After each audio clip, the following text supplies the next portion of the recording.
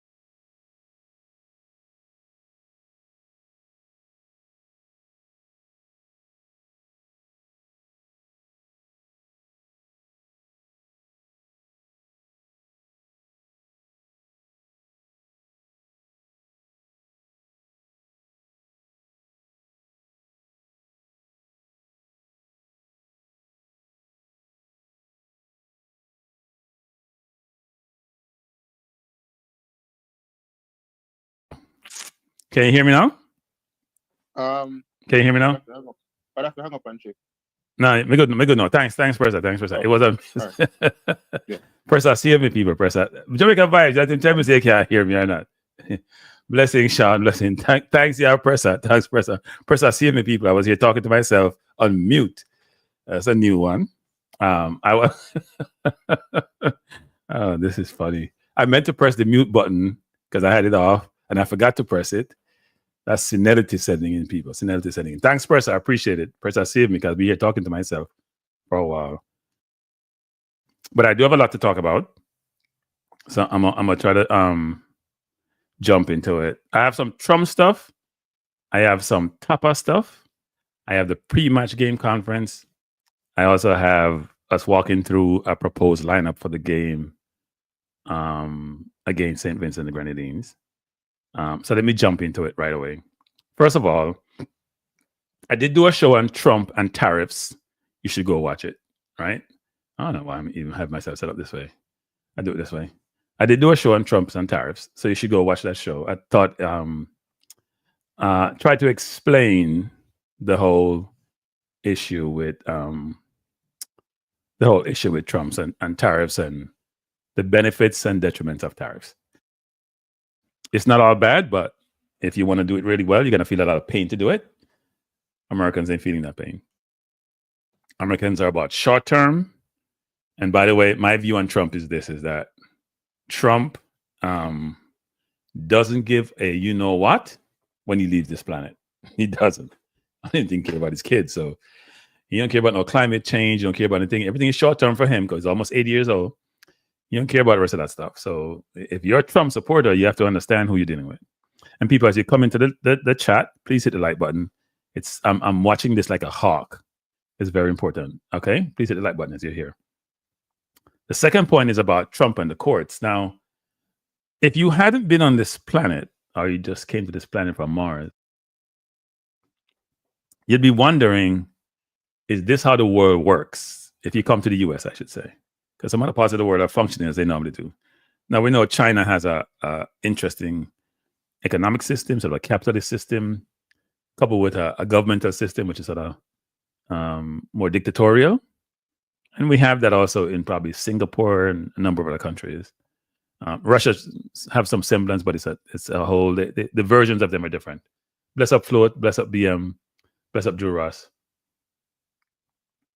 Jamaica couldn't be in the semis, BM, because they played the US. And they probably should have done better earlier, so they wouldn't have ended up with the US as the team that they played. But it is what it is. We can still get to the Gold Cup. We need to know where we are.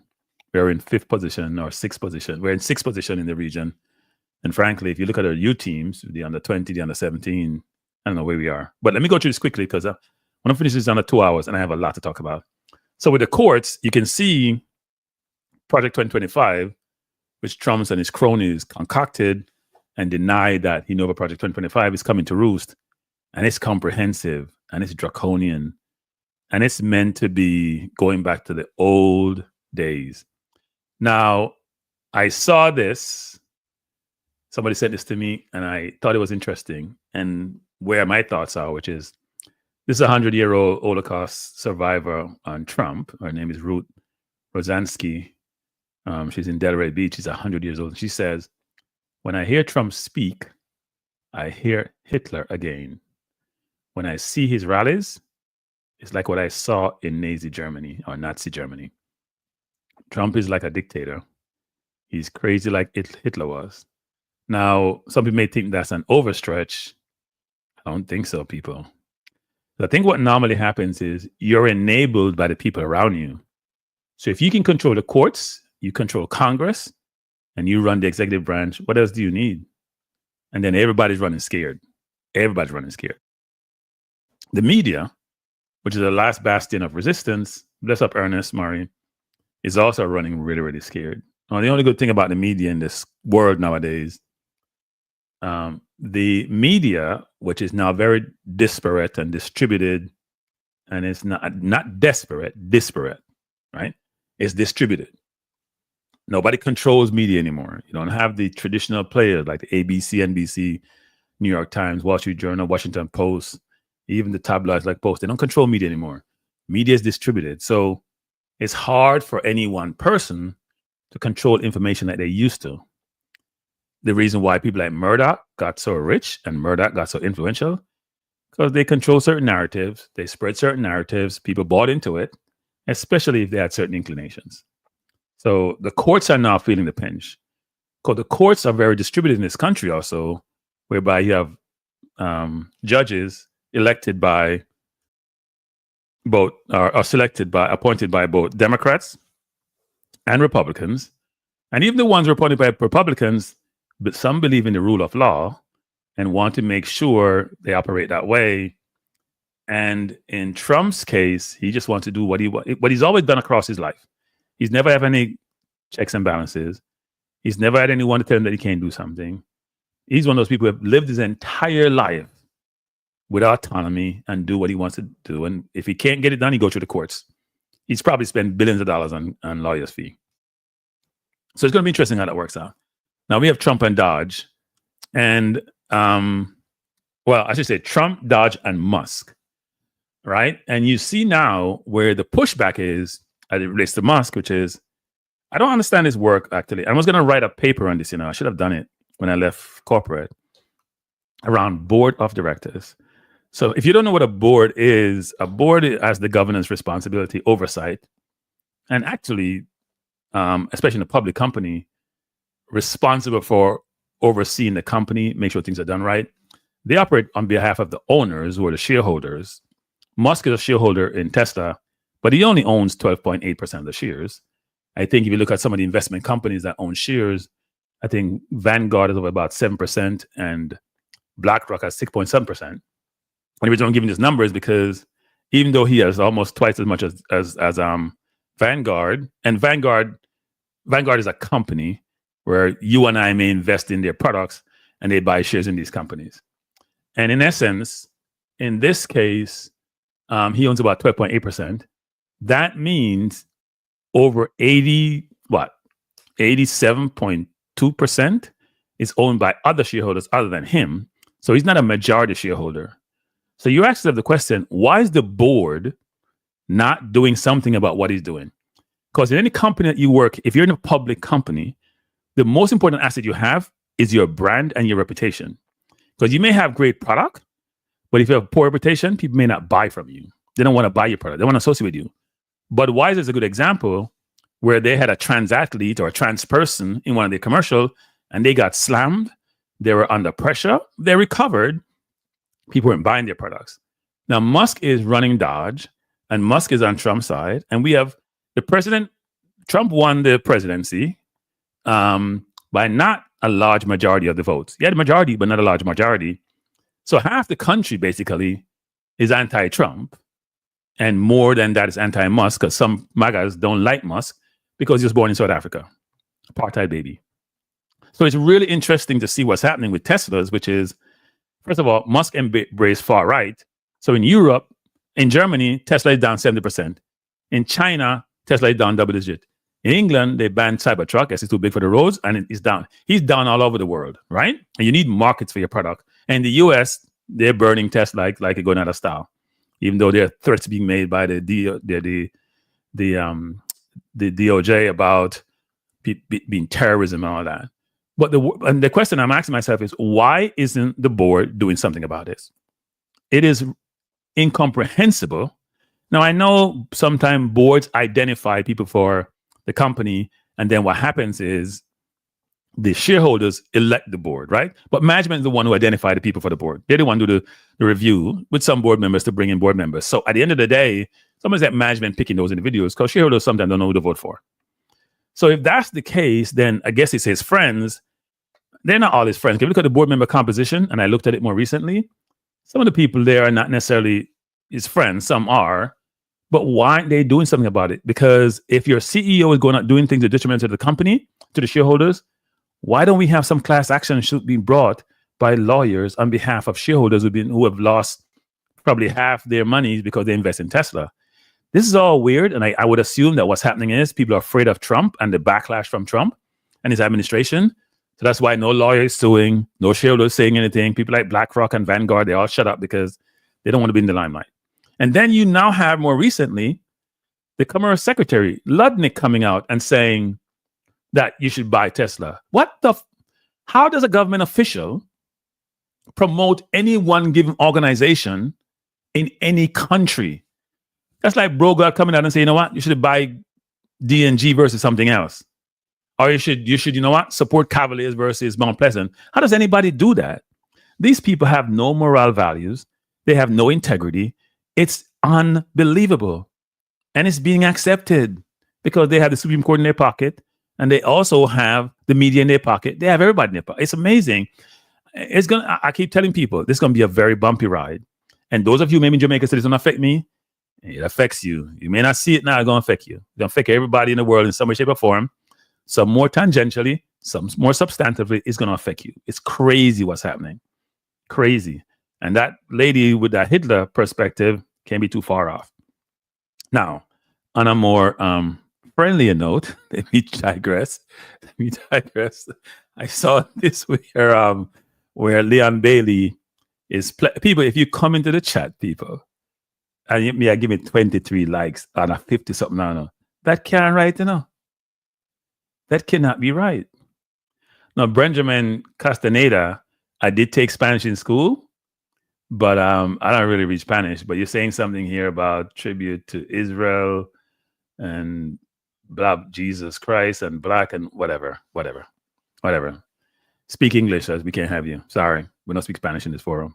I don't know who you are. Let me just say this. Leon Bailey doing something altruistic, doing something to support mental wellness in Jamaica. He's donating his money and his time to Bellevue. And if you're from Jamaica, you know Bellevue's been around forever. And it's where people with mental challenges are supported by the hospital, that organization. They try to help them recover. So it's a good thing that he's doing. And hope it continues. Hope others follow his lead and help to support entities such as this. It's actually a great thing, actually. Mental health is a real sickness. Some Jamaicans have this perspective that it's, you're soft if you have some mental issues, but mental illness is real. Your brain controls your entirety of your being. If it's not functioning as it should, then you have issues. So people should follow Bailey's lead and support that. But Leon, congrats. Good thing you're doing, and we hope it continues. Let me take off Bailey. Now, when we had the last press conference with the manager, and he was asked a question about, I'm not going to go into the squad and team yet, but I'm going to touch on this a little bit.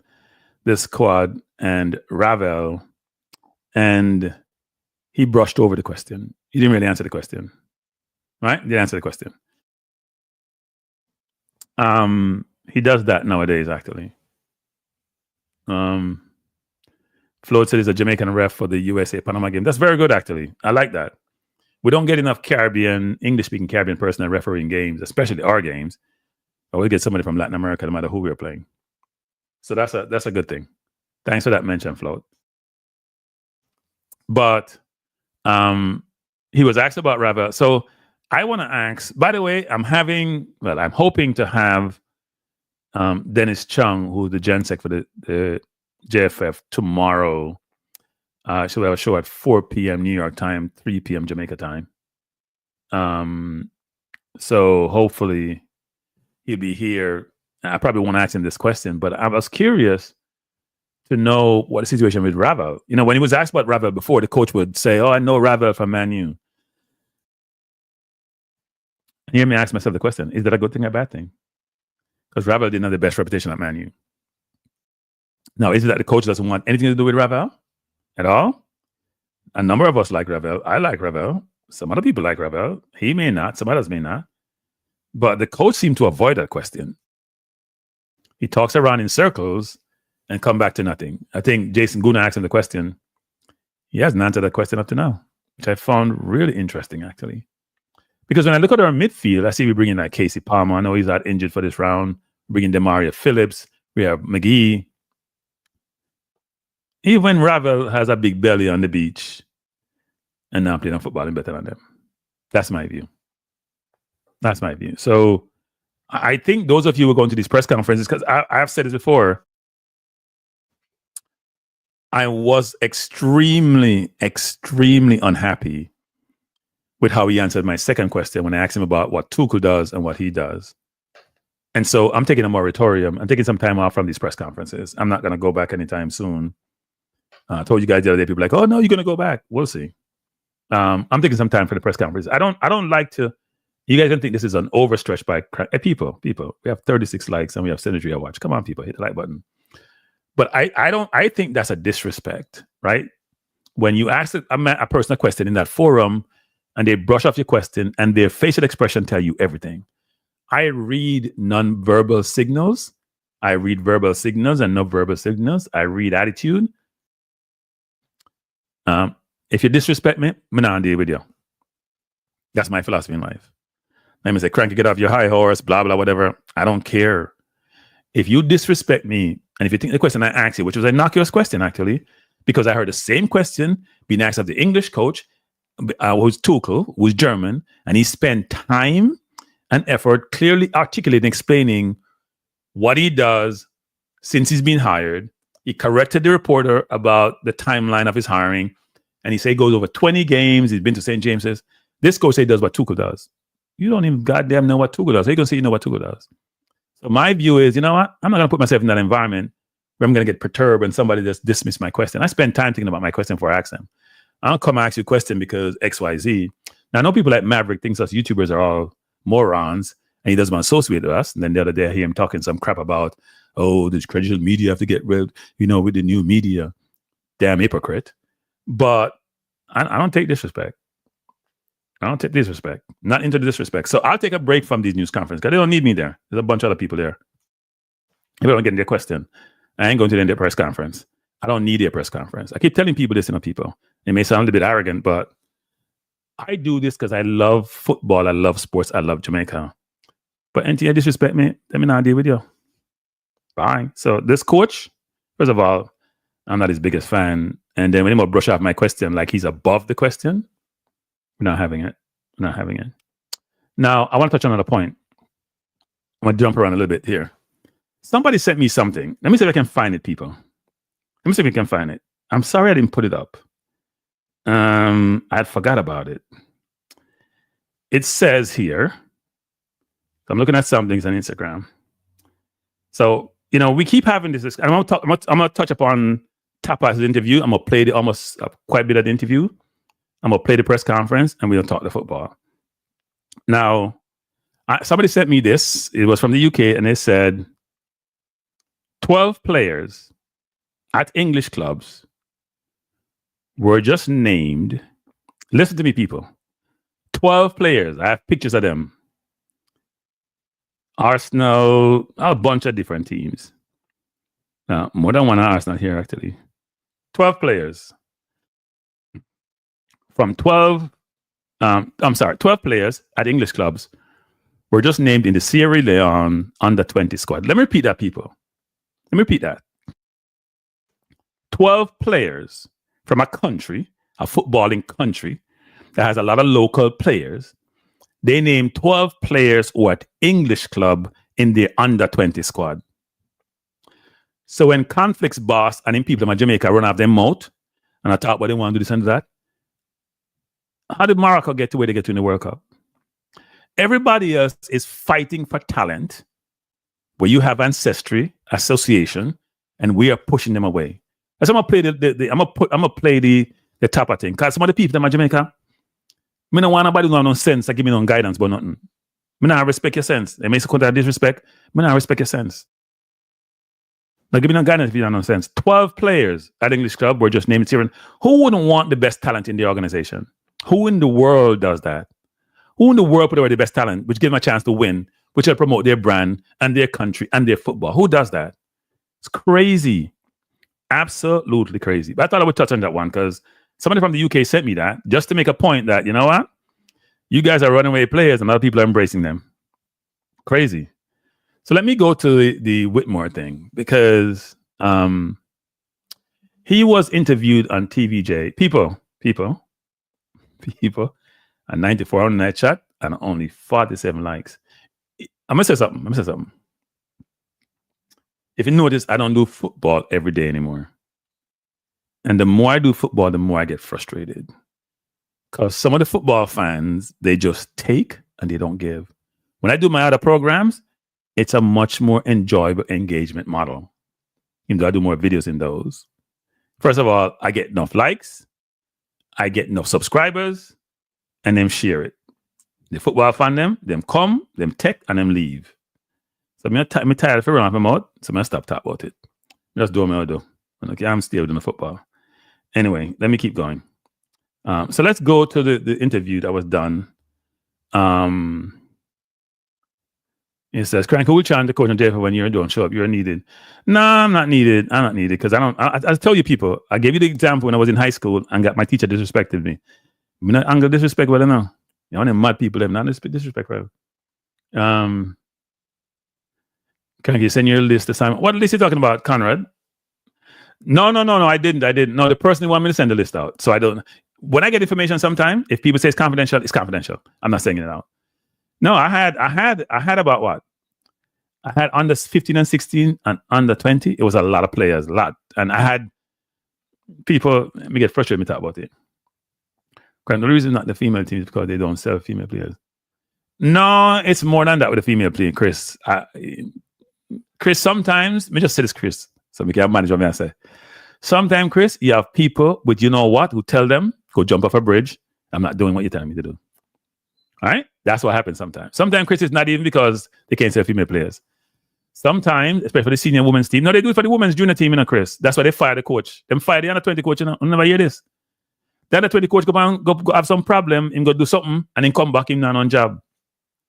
Conflicts boss do it.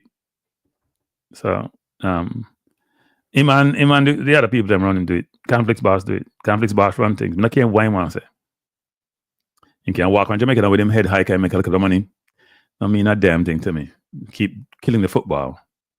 So anyway, where were we? So let me play this and then we can talk about it. Right? Because I want to point out some things. Let me play this and we can talk about it. Man, my man every 4 years sit down and I say, yeah.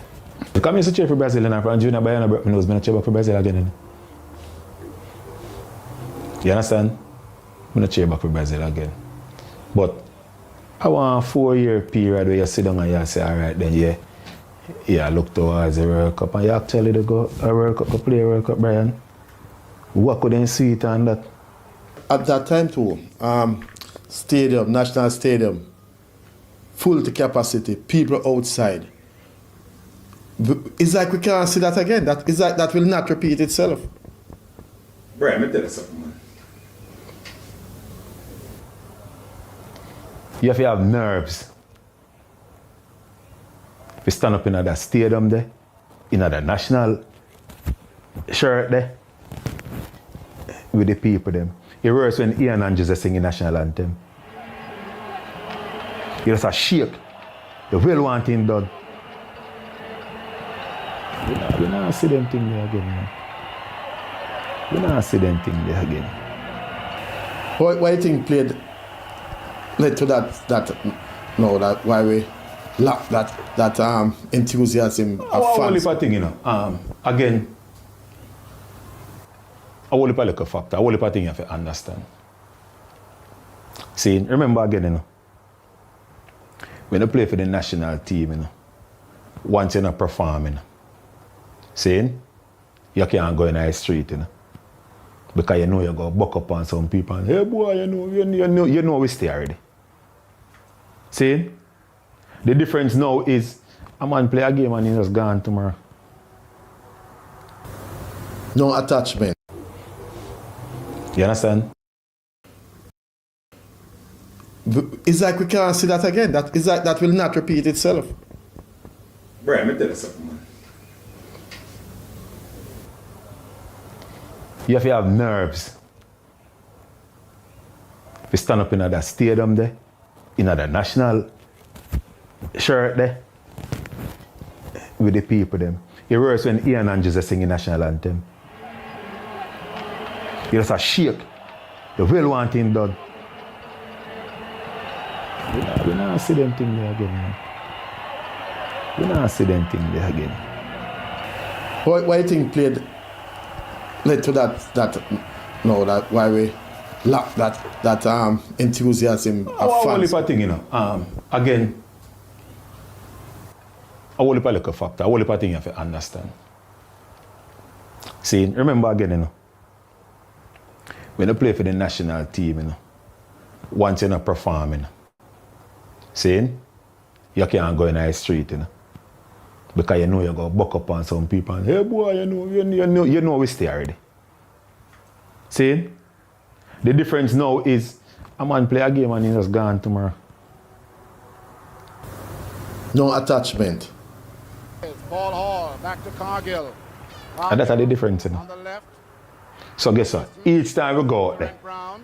as I said to you before, each time you go out there, you have to perform because you know once you go out in the street, you know what going to happen. So each time you go out there, you have to perform for the people. Them. And you're like a king in St. James during that time. Boy. So you say. Yeah, but that's how people are treating you. As me say, you know, yeah, there are certain things we're not running, you know. See, because enough things me say happen way. And me just cool which a man don't even know. And because as they say me not talk. See, but again, you have some little thing to your name. I mean, not say no little thing. You have some things add to your name now. You just have to just live up to. Because, you know, you get award, other distinction. Theodore Eccleston Tapper Whitmore for contribution to sports nationally and internationally, in particular football as a player and coach. Justice of the Peace, you have road name off of your St. James Stadium and all of them things. So, you know, there are certain things where certain responsibility. So, I'm not set up I can be, but again, you have some people who go disappointed in a youth who come out, come say some things and toe to toe with someone. So there are certain things you have to leave alone. Mm-hmm. You know? Yeah. So you reach France now, 1998, you're now in France. Mm-hmm. That's a different atmosphere. Just being there where the World Cup is going to be and you're now in France. It's a joy, man. Trust me, man. It's a joy. The whole atmosphere, you know, the whole setup, the organization, everything. A total different thing. Total different thing. Again, remember, you know, you have a man at the helm where the man don't play Them on the dot every I and cross every T. Which again, Horace Reed. It's just a joy, man. Honestly, it's a joy. So going out now, match day 1, Croatia.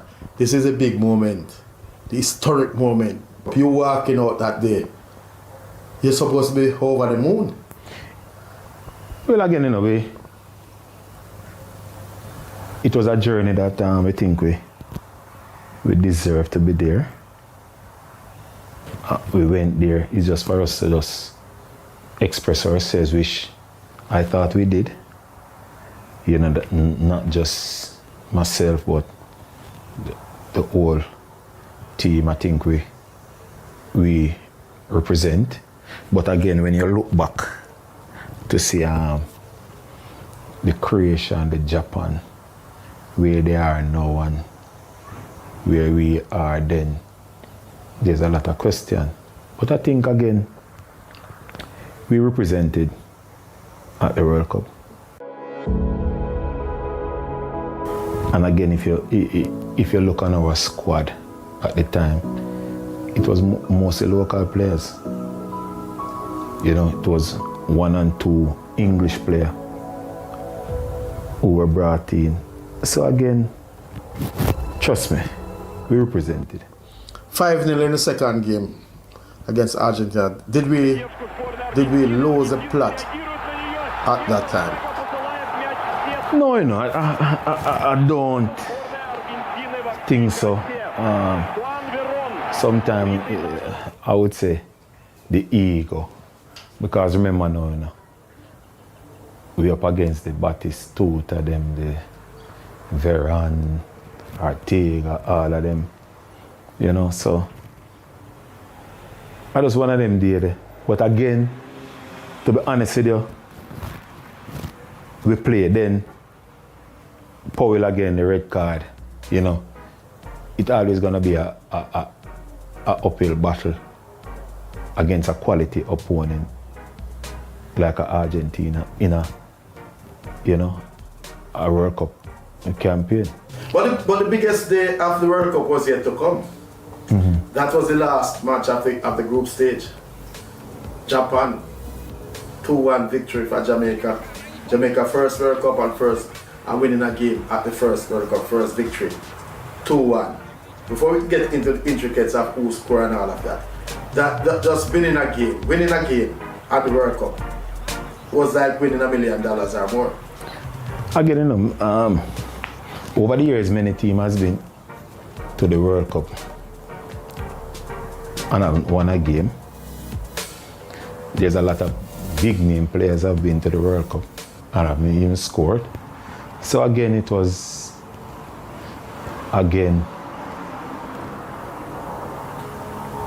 very, very, very, very, very for us as a team. It was a great achievement. And even greater because you got a double. You scored twice in that game. Me and Bibi and Pepe in a room tonight, and the man was say, Jano, 3 games gone and you can't score a goal. I remember, you know, if you remember again, you know, the World Cup campaign, you know, against Suriname, I scored the first goal, you know. And the man said, man, our last game, this what you do? What you do? And we did it, and we say, all right. Again, if you look back on the when we score, look on Pepe reaction, look on Bibi reaction. See, because again, you know Pepe, you know. Pepe one boy, you can't run pretty in ball game, you know. You understand me I say? You can't run pretty in ball game. No care who you be, no care where you come from. See, and I tell you, say, hey, what do you, man? Do it, man. You know? Good morning, everybody. Members of the media, thank you very much for being here. The match. So I'm going to go into the press conference after commenting on Tapa's video. So I'll leave this up and I'll just continue it from here because I did combine both videos. Let me say a couple of things. First of all, Tapa, we thank you for your service. You know, when I go to places and I show my my military stuff, that's the first thing they said to me. Thanks for your service. Then basically move on, right? We thank you for your service. You were great. We appreciate you. You will always be in the minds of Jamaicans because you've been to the only World Cup. When we go to another one, then that may lessen it. But we thank you for your service. So I'm not here to beat Tapper. I'm going to say a couple of things. One is, you said you have to have nerves to stand in the stadium. If you're an athlete, if you really care, you can get butterflies. But I'm sure that the part of what he does is throw words, like everybody else in Jamaica in some leadership position, on diaspora players. And it's kind of sad. And the only constant in everything around Jamaica football, to me, is the leadership.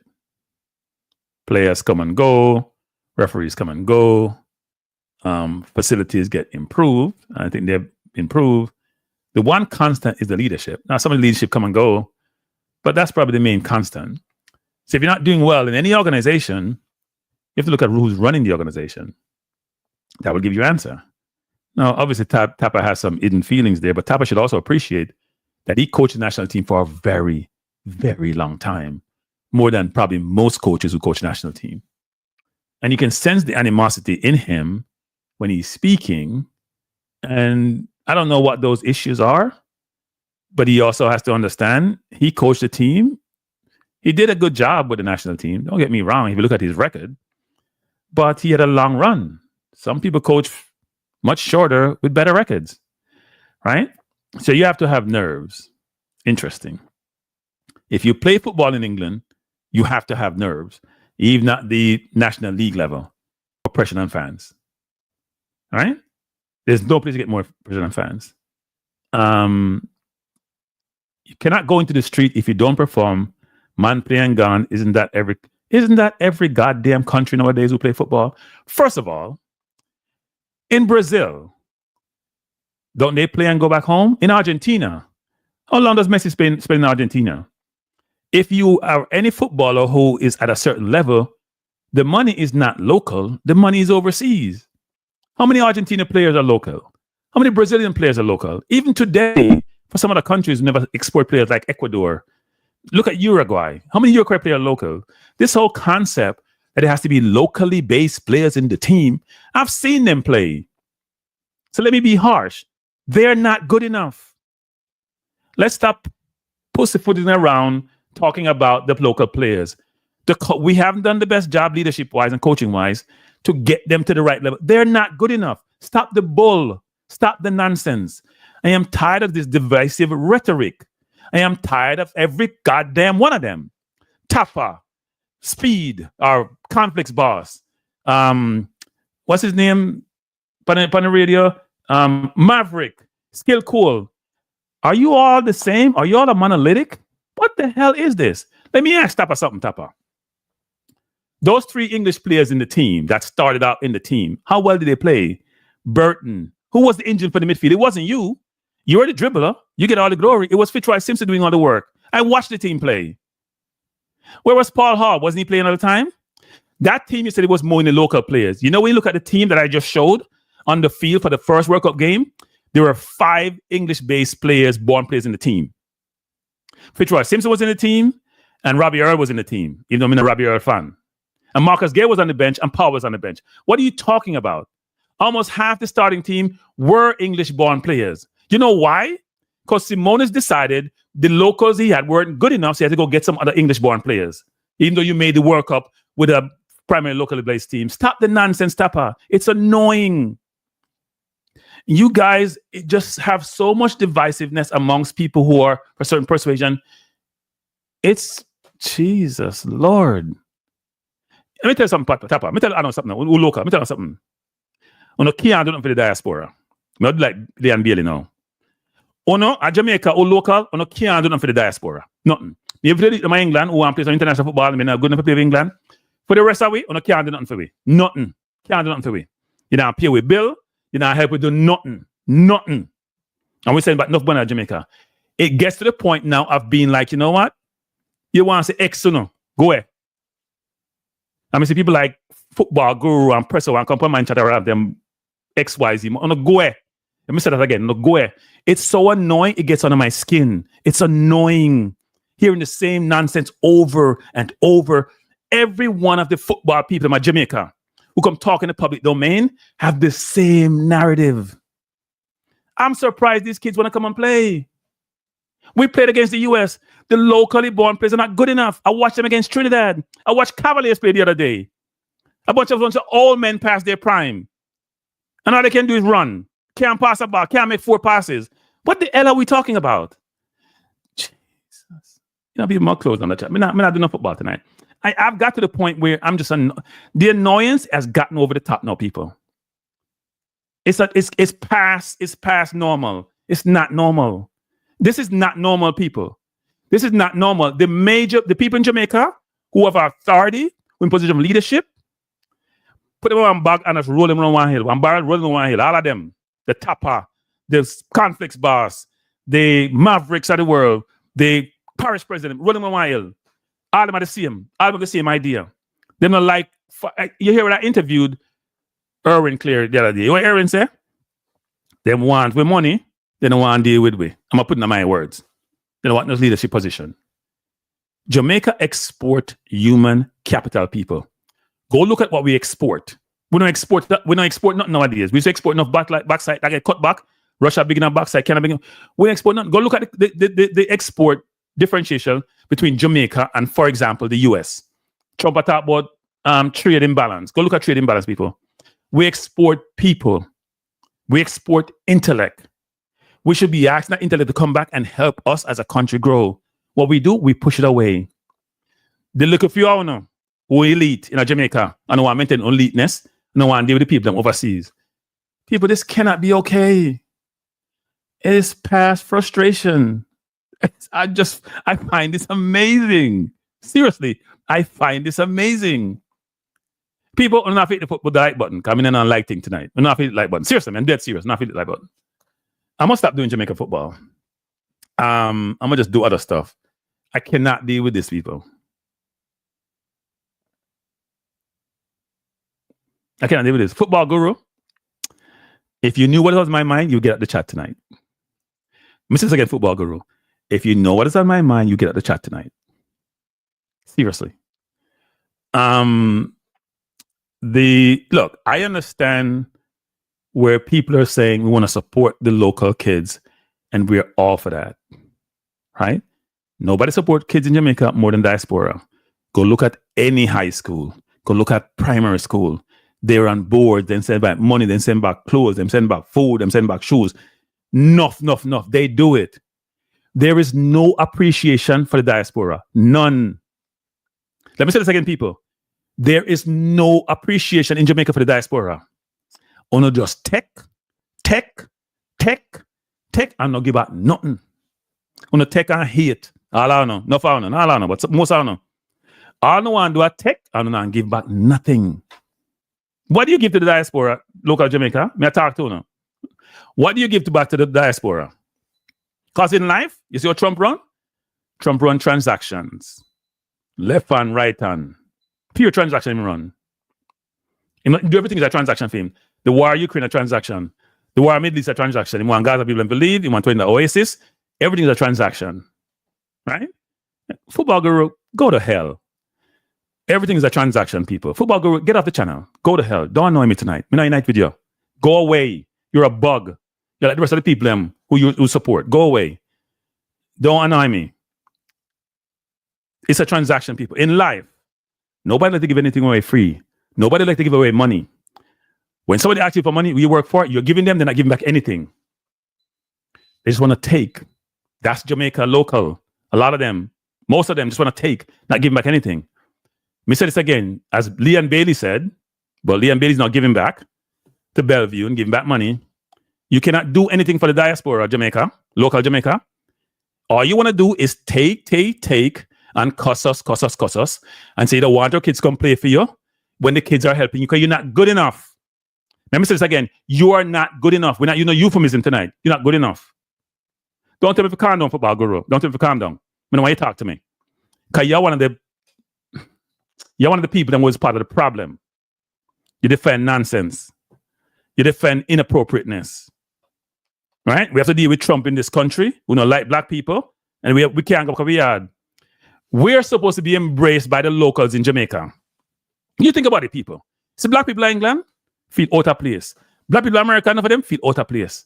The one place is to give us some kind of security, some kind of home and comfort that we support financially. Otherwise, no, aren't we? It's amazing how that works. It's amazing how that works. But anyway, I'm going to keep going. I'm going to the press conference. By the way, people, let me say before, now I'm going to JFF. Hey, football guru, I'm going to certify you guys football guru in the JFF. I'm going to stay at your space. By the way, I subscribe to the JFF channel and I've not been getting from day one, so I'm going to take back my money and close it down. I'm not dealing with football guru. I'm not top deal with it now because I don't know the same football guru. I just want tech, and don't want to give to the diaspora. And the diaspora put up with the nonsense. The diaspora put up with nonsense. Nonsense. I don't want to do a tech. The diaspora, JFF have this construct where 10 years before you can get involved in the JFF activities, and the same old people do the same old thing and they now progress the organization. And you export all this human capital with all this intellect who can come back and help you and you don't want the help. And I was, as Erwin was saying, when you come back in a different disciplines, at the same thing, then put us other barriers in place. Jesus, Lord, it's amazing how that works. And it doesn't make any sense, people. And the diaspora diaspora coming like somebody who just get my head beaten in, and just turn the other cheek and turn the other cheek and turn the other cheek. I know football groups at JFF plan.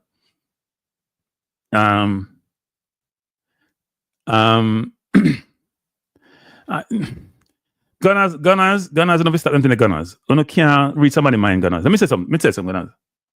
Let me tell you something. I see when Paul Hall and Paul Hall, Simpson, and Burton play, I see them look no different from Jamaica play them in terms of heart and effort. You guys are making up stuff. These guys are professional. Maybe you guys don't know what professional looks like. These guys are professional. When they go out and they play football to the best of their ability. They may not run around like they lost their mind because they are taught to play with control and with their brain, not just with their foot. People don't seem to realize that. They're taught positional football, which means you're just going to run, go tackle somebody. You think about when you watch English Premier League how they play. They're looking around them. Is everybody in position? Are the gaps closed? They just run, go tackle people like a madman and then create space behind them. Yeah. Look, I am not saying everybody who comes has the right perspective, the right attitude. I don't know. But I'm not going to speak for everyone until I see them play and don't play well. And even the one who come people, so they don't have the right attitude. I'm still better than what we have. Let me say some people. If the kids in Jamaica were good enough, we wouldn't have this conversation. The under-20 team got 15 love and the JFF run and hide. I didn't want to talk about it. The under-17, look at your teams that have the quota. How much of them go nowhere? The only teams that don't have quota are the two senior teams. They're the teams who go on to World Cup. They're the teams who went to final of Nations League. Look at the teams that don't have no quota, people. We're going to stop the nonsense. We have junior teams, both men and women, who have quota system, big time quota. The quota is implemented. It's effective. It's in place. Where did they go? What did they win? Huh? The same quota team will now embrace at Jamaica. I'm going to say the greatest thing since sliced bread. It shows up. It shows up the country. They're not going nowhere. The under 17 team make a party set up to celebrate and get them ass kicked. The under 20 team get 15 love. I get 3 love from Cuba, who the US has destroyed, and then I have no resources, and we have resources. What are we talking about? You guys are amazing. You guys are amazing. Here's one thing about me in life, people. I do not glutton for punishment. I do not glutton for punishment. You see, if you disrespect me, I don't want to deal with you. So I live my life, you know. The diaspora is being disrespected by the locals. It's gotten to the point now where it's sickening. The skill cool. Even the person who was interviewing Tapa, you can't hear his voice.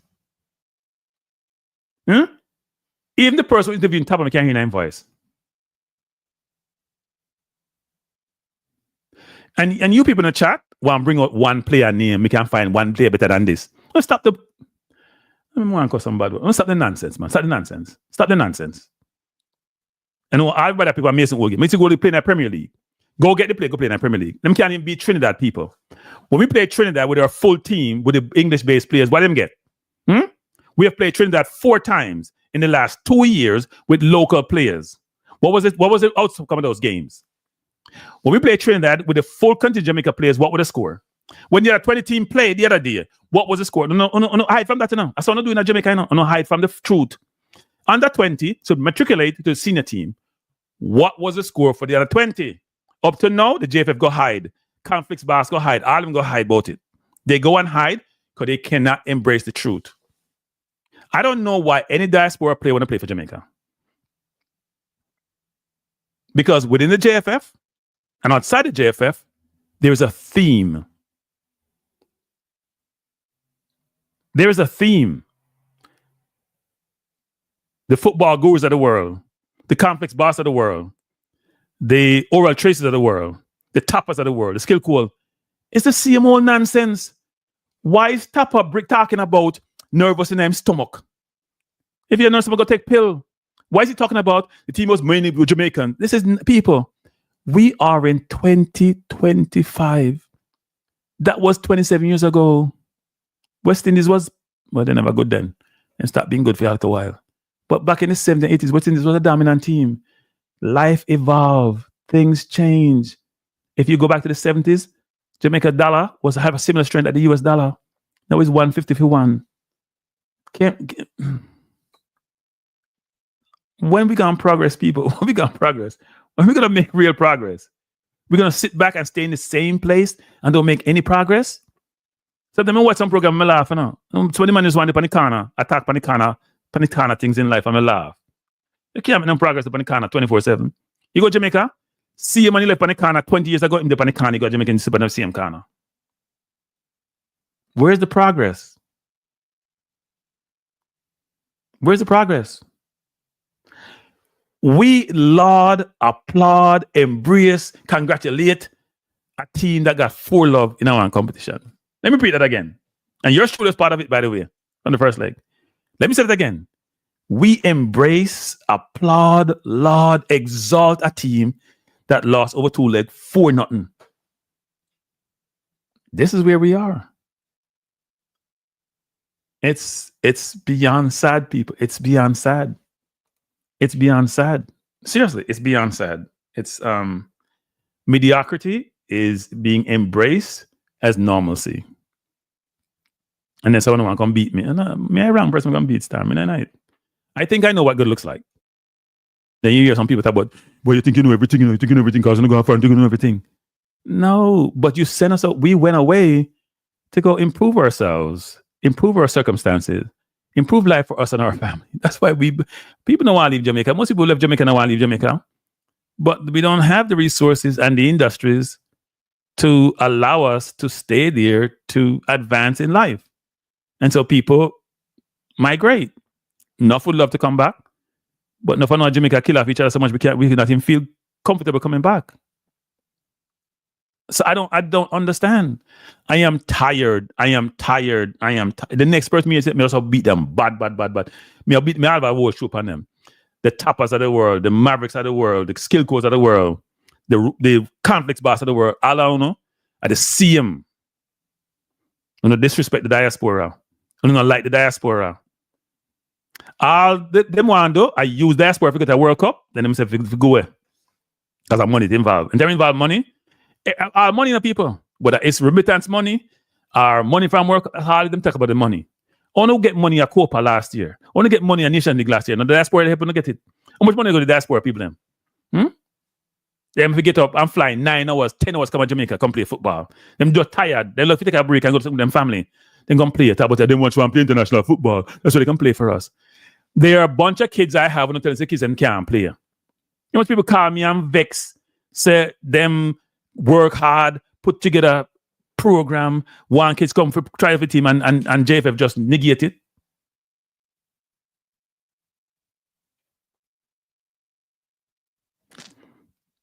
Why is football guru? Football guru, here's a question for you. Why are you here? Why are you here? Every single time you come to this forum, it's the same trend. You think you're better than Chung. You think you're better than Speed. Why are you here, football guru? You're being annoying. Here's what you're missing. Nobody has a monopoly on intellect. Let me repeat that. Nobody has a monopoly on intellect. The more intellect you have in the room, the better chance you have of coming out with a very good product, of coming out with very good ideas, of coming out making very good decisions. You want all the minds that you can get and accumulate to help you. There are some companies who just recruit intellect and use that intellect to help them to strive, to progress, to do really well. You go on Wall Street, there are companies go in and just buy intellect. They compete with the technology companies to get the best minds and use those minds to help their company advance. You wouldn't know anything about that, football guru. You wouldn't. Seriously, you wouldn't. I'm just trying to inform you. An abundance of intellect can only help you advance. Same people are regurgitating the same thing over and over again and getting you nowhere. That's what you wouldn't understand. And you keep bringing up the same nonsense about you think you're better than Speed and better than Chung. Ain't got nothing to do with Cranky. I don't want a job with the JFF. I would never work for the JFF. I never work with you guys. I would never work with you guys. Let me repeat that. It's not about me. There are other people in the diaspora, a lot of them who have are interviewed one day in Irving Clear, who are doing things remotely. There are a lot of them out there who are much smarter than me, who can help Jamaica in a lot of different ways, including the football. A lot of them. Not about Cranky. Cranky's not interested. Cranky is just frustrated with the nonsense. Don't tell me something about Jamaica, so I can't talk about in the football. That's all don't tell me. You, why name the idiot boy named Presser, and the one from Philly. No, say the same thing. Me no ban Jamaica, so I can't. Even though me I say this, I can't talk about the football. So leave Cranky out of this. Don't include me in this. Don't include me in this conversation. But there are a bunch of people who migrated for a better life, who wants to give back, who have the ability to give back, who have the intellect to give back, and you guys set up barriers so they can't give back. But anyway, let me keep going, people. This is a press conference that we had with the coach. You guys can listen to it. We can talk about it. I didn't mean to go down this tangent, people, but just listen to the top again and having played the thing with skill codes. How about the fifth time I do this in people? It's a theme, you know? It's a theme. It's sad. -1 press conference, St. Vincent and the Grenadines versus Jamaica. We have with us the head coach of the Jamaica Senior Men's National Team, Coach Steve McLaren, and Reggae Boyz defender, Ethan Pinnock. We now open the floor for questions for members of the media. We kindly ask you to raise your hand, and after indicated, you can pose your question whether to Coach McLaren or to Ethan Pinnock. So we can start. Yes, go ahead. Hi, good morning. How do you prepare for the last Gold Cup preliminaries? Sorry? How do you prepare for the last Gold Cup preliminaries matches? How's the preparation been going for these games? Say that again. How's the preparation been going for these games? Right. How's it going? Sorry. Don't worry. Out of here. Yeah, very good. We got the squad together, completed on Tuesday, so we've had 3 days preparation, and we're expecting a very tough first game tomorrow evening. We've watched them a lot over the last 5 or 6 games. They've prepared well, and they got some good players that can hurt you. So we've stressed to the team this is not going to be easy. What I've realised in my 6 months in the Caribbean is that there is no easy games. They're all different, and tomorrow will be the same. So just adapt, accept, and win. Yes. Mr. Clark, you said that there is no easy game. St. Vincent is ranked 173 as opposed to Jamaica 60. So there's a big gap between both teams. In terms of you said you look at the St. Vincent team, but are you that confident based on the pedigree and the history of Jamaica as opposed to St. Vincent? Yeah, look, we watched, especially the 2 games against El Salvador. And what are they, 80 in the 80s? You know, not far behind. Very good team, and unlucky to lose 1 game and won the other game in the last minute. And you know, it's the big danger is complacency. The big danger is coming here and thinking it will be an easy game, and it won't. So that's the preparation. And from what I've seen, they certainly look better than a 174 ranking, or whatever they are, but we will find out tomorrow. And it's up to us. We've brought over a very strong squad, leaders back into the team. We didn't have Ethan, we didn't have Bobby against the US, and they're two of our strong personalities, strong leaders on the field, and we didn't have them, and we missed them. We've got them. We've got Damari Gray, we've got Leon Bailey, and Shamar Nicholson. We missed them. Dexter, Richard King, who's been doing well, the Caribbean Cup, and Amari Bell, and Andre Blake. It's a strong squad, it's a strong team, and I expect us to prepare properly and do the business tomorrow. 17 but actually, there was a quarter. I said to him, okay, for the month. What's it more like? Yeah, the mood's positive. It's always a good time when you're in camp. You can have the laughs and your jokes, but then, when it's training time, everybody knows you need to buckle down. That, despite what you said, the rankings, we're not too focused on that. We go into every game, needing the same mindset, what we can do to win, what we need to do to win, and the 3 days of training, we've been working towards that. So, we're looking forward to it. Everybody's got a positive mindset, and like the gaffer said, it's not going to be an easy game. So we're going to have to implement our plan. Coach, Gario Graham with JFF Live. I have a question here from some of our loyal fans online. We'd like to get an update from Karoy Anderson and John Russell, two players who played on the Nations League roster last year. Do you have an update for those guys? Yeah, we had the squad picked. Casey Palmer was in that squad. Unfortunately, he dropped out with an ankle injury, and we attempted to bring John Russell and Kilroy into the squad, but the clubs wanted them, they needed them. They've got games this Saturday, and they're going for playoffs and promotion. They're big games, and so the players and the manager wanted them to stay. So unfortunately we couldn't replace them with them, but we got Demario Phillips into the squad. I know him well from the camp last time. Brings energy onto the field, into the squad. He's a great personality. So as I said, I'm very, very pleased with the squad. I'm very satisfied, and it's a squad that can do the job. And would you say the squad that's here currently in St. Vincent and the Grenadines are fully healthy and are prepared to play tomorrow without any last-minute changes as of right now? No, we're trying to settle in what we want to do. It's just a case of recovery now.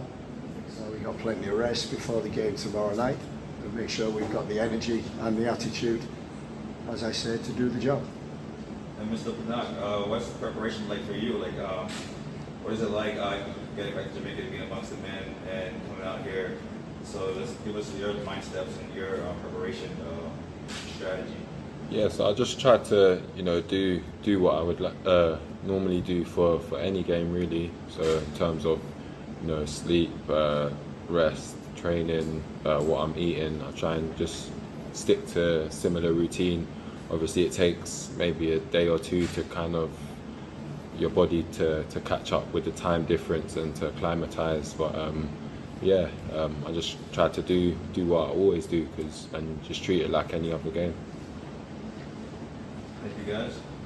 Is there any other questions from members of the media?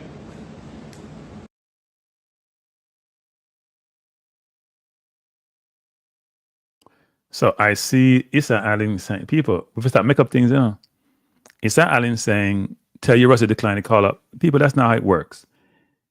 You have a certain timeline to call up somebody. You can't give the club last minute notice because you had to remove somebody from your squad about a player being called up. I can bet what happened is they were outside a window that they're allowed to call a player up, and the club said, we're not release them because we have a big game. You can't refuse a call up in a FIFA window if you request from the club within the required timeline to release that player. Why they didn't know that Casey Palmer was injured and can't come, I have no idea.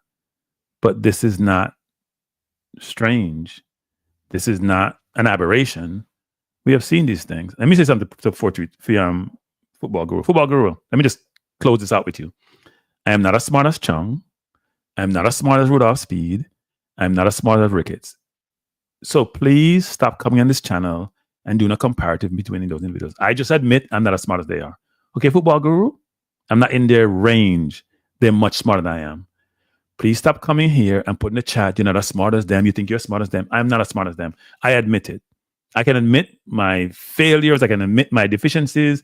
And that may be one of them. Okay, so let's move on to other things. Please stop bringing that up. It's beyond the realm of annoyance. I'm not doing any comparative. So let's go. Before I go on, I was going to play another thing, but I've played enough for the evening, actually. I'm not going to play anything more. What I'll say is this. The JFF had I'm asking the JFF, you know what? I'm supposed to interview Chung tomorrow. I said supposed because, you know, sometimes people just decide not to turn up because you say certain things. I'm asking the JFF this.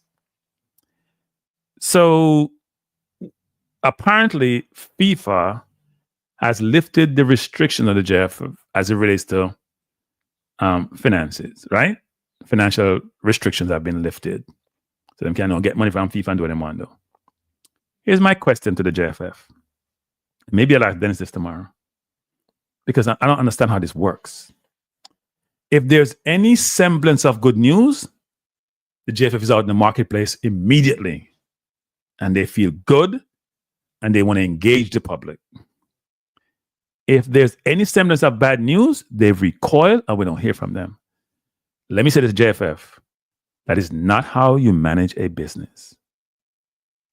You cannot manage a business that way. You can't only want to come when things are bad and you don't come following your sword when things are not bad, not good. I'm sorry, come when things are good and you follow your sword. That's not okay. It can't be okay. Now, we're extremely pleased that FIFA has lifted the financial restriction on the JFF. In fact, I was told that there's $3 million sitting there growing interest, which the JFF couldn't access. So I'll ask that again tomorrow, which I know can access. $3 million, a lot of money. So when we're hearing this thing about can't send for players and money tight, this money a flow at Jamaica, I know. Money a flow from different sources for different people. All right? So now, what's good is that the financial restrictions have been lifted, so they'll now have more resources to do more things. Let's hope they use the money for the right thing. Yes, DJ, I heard that there was $3 million US sitting down. I'm going to ask the question. As I said, tomorrow at 4 p.m. Eastern Standard Time, and I'm going to say that with a caveat, I'm supposed to interview Dennis Strong. I asked Dennis to come on and talk about the audit, the results of the audit, the press conference that they had, the cloud that's been lifted out of the organization, because money talks, people, right? Money talks. Money talks. So that $3 million that I heard I didn't hear that from the JFF, by the way, people. Let me just say that. I heard it from a very reliable source. There was $3 million sitting there that they couldn't access and they now can access. Let me bring it out in my public domain. I didn't hear that from the JFF. Nobody in the JFF told me that. So I want to know if that's exactly a correct thing. But that's not even about the whole thing. What you want is an organization. And by the way, Missy, sometime Football Guru beat Dennis.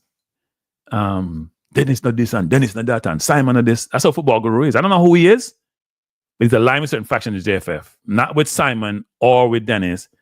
To the people who I think are doing a good job. Right?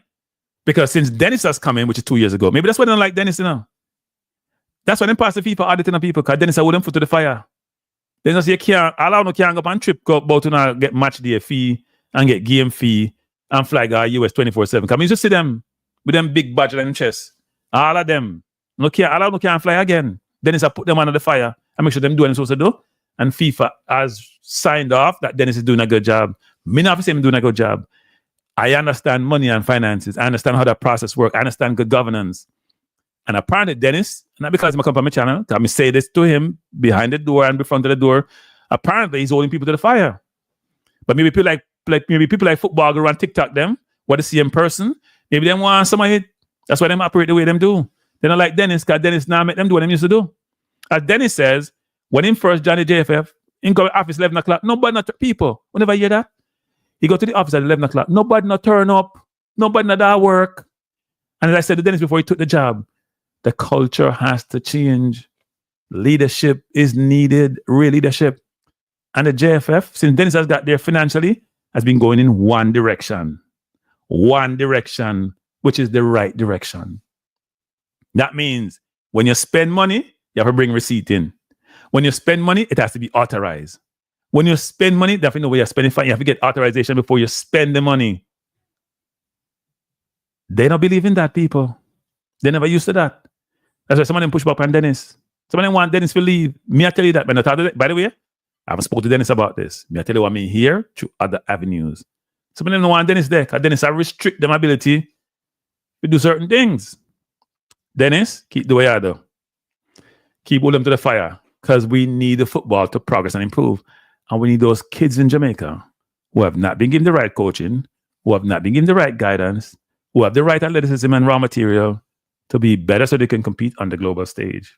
We're tired of coming on here and talking about local versus diaspora because we know the local. And first of all, if a local player has the same ability as a diaspora player, the local player going to get the nod. They're not getting nobody tell you anything else. They're going to get the nod. They're getting the nod. Whether that's right or wrong is irrelevant. They're getting the nod. Now we have 10 players local in the national team to play St. Vincent. Whether that's good or bad, hey, who knows? But they're 10 players. So, hey, we'll see what happens. Hopefully we can beat St. Vincent. I'm looking forward to doing a watch along tomorrow, people. So I hope you can join me. So let me do this. This is the squad. Nice looking squad. Hey, Simon, me have a call note, Simon. Let me tell you something, Simon. I know that printing is important, Simon. I know that it takes money to do these things. But when you have your final squad, you have to have your final list officially someplace. Every single time we have somebody drop out, we never, ever get an updated thing like this. Official looking, nice looking. We never do. We are told, well, we have Phillips coming in for Palmer. No, if you have the thing with the final thing, we don't want we want the final thing, people. But anyway, it's irrelevant. Now I spend a lot of time on it. This is the squad. Nice looking pictorial view here. And I think the coach already told us the squad enough people. No, the squad is starting team. I think the coach in that press conference, if you listen very closely, told the starting team. So I picked my starting team today. So I'm going to put my starting team up. What do you guys think of the squad in the first place? And then secondly, what's your starting team? Because I have mine. I now put up what you say, no Eagle Republic. I don't want nobody to say I thought you were going to say 80-inch Republic. See, the football go right here, Panchong. Football go Chong though. Start from pick to put your neck in the jar, football go. Chong, hold you down. Hold him down, Chong. Go make him put him in neck in the jar. All them see him, Chong. Dennis, hold them down. Hey, Dennis, keep on doing what you're doing. FIFA came on and see you pass the audit, and then London couldn't pass the audit, and Dennis come there and pass the audit with fine class. Dennis only been there 2 years, but anyway, Dennis, keep doing what you're doing. And when you come on Dennis tomorrow, come talk to us about it, because this person football go to fight you if you ever. None of you know who he is. What were we saying? So this is the squad, people. I'm looking forward to the game. The game is at 7 p.m. tomorrow, Eastern Standard Time. I think it's 6 p.m. Jamaica time, right? And maybe I should call out where and what. But we'll pick a squad, people. No, we'll pick a team. I'll pick no squad. The squad pick already. We'll pick a team. I'm trying to find. So it's showing in the US on Fox Sports 2, people. Fox doing a better job. When if Concacaf spread that TV money there. So Fox Sports 2 in Jamaica is on Disney Caribbean. Can I idea thing that? This is normally on ESPN. So it's on Disney Caribbean, and in Canada, I don't even see Canada. Hey, sorry, there are a lot of Jamaicans in Canada. I don't see Canada on my list. I see the rest of the Caribbean. It's Disney Caribbean all over. In the US, it's Fox Sports 2. So if you have cable, or it can be streamed on the Fox Sports app. I would assume it's probably on Concacaf too, but I'm not sure. So you guys can tell me if it is actually. So Eco Reek says Blake, Dexter, Pinnock, King, Bell, Bobby, McGee, Lati, Bailey. But I have one difference with you. You and I have one different. You're missing 1, 2, 3, 4, 5, 6, 7, 8, 9, 10.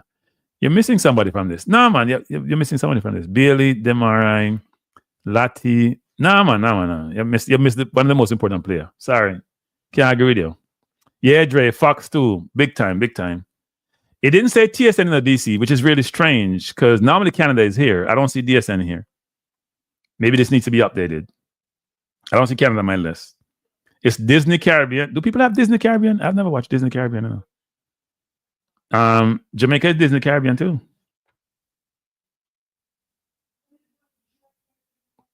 Okay, Eagle said it's gonna be button Fox too.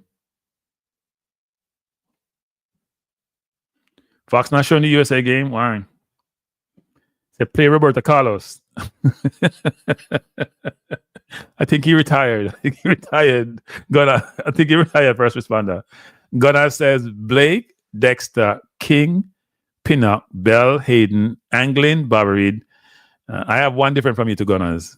You guys are missing up. I thought this is the easiest team ever to pick. Seriously. The easiest team. Since I've been picking Jamaica team, this is the easiest. I picked this team in 1 minute. Seriously. 1 minute. I have it here. I'm going to post it, but I'm looking at the different teams. So Gunners is, as Anglin in the team, Anglin is a decent player, right? I think he was overseas at one point, wasn't he? I don't have Anglin in my team, though. Come, people, put up on the team.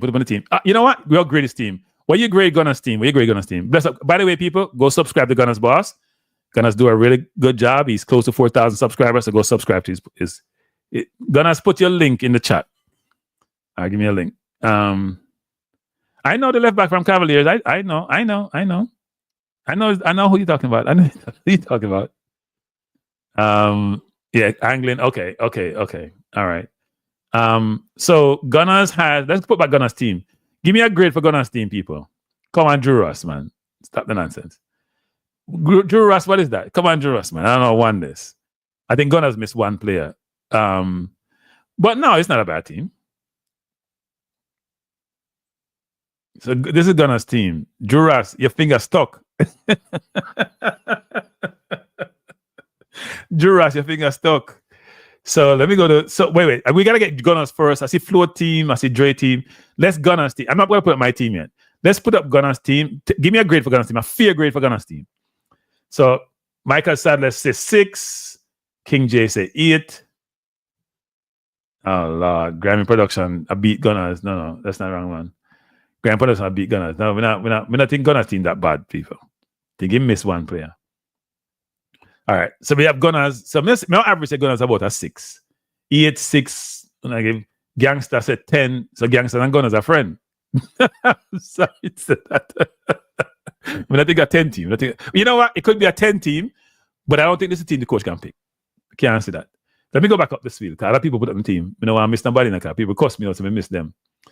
Float management. Float says Blake, Pinnock, Lati, Bell, Dexter, Hayden, Bobby. Yeah, that is the team, people. If this is not the team, unless somebody injured, this is the team. This is the team, people. There is no way the team is any different from this. I cannot see it. Okay? There is no way in my mind that the team is any different from this. So this is my team. You see the team? The same team I have up? This is the team. I'll come back to that team now. This is a team, people. That's a team. Now, I know if they had Lati listen to the defense, but that's the team, people. This team to me can be, if it's another team, I would be shocked. So I'm going to rate that team, yeah. Because it's the same team that was put up a while ago by Dre. I think it's the same team that was put up by Floyd, right? It's the same team. This is a team. There can be no other team. First of all, Gray and Bailey are guaranteed. Shamar is the one center forward who's been proven. Lati plays the midfield continuously, even though he can play defense. You hear the coach talk a lot about Bobby Reed. You hear the coach talk about Dexter. He ends up giving 6. Amari Bell and Pinnock, and the coach like King. That's the team. I cannot see any other player being here. Now, Gunners only missed out on Anglin versus Hayden, I think it was. But not as a team. That's a team. I don't see another team being up there. No way. Now, I don't know if you're going to play double pivot and play Bobby in the 10, or you're going to play a flat 4-3-3. But this has to be the team. So people, you don't want to call in, the phone line open, the phone line open. No one call in and talk about anything that we've talked about tonight. But this is a team, people. We never spend a lot of time on this tonight. It's a simple team to pick. Now, here's what happened, people. It's a simple team? No. Because me are telling us this. If when summer come, it's gonna be a different story. It won't be this easy to pick. I have heard of about 5 players. Well, 4 or 5 players. I say 4 or 5 because I hedge one of them. And then they put them in category. Probability. So really probable to come is about 4. Possible about 6. Remote about 8. And I said, Cranky, what I do? New team? Quality. Some of them are quality. Now, I work on them papers, them though. If it does materialize. That's why Pika is a problem.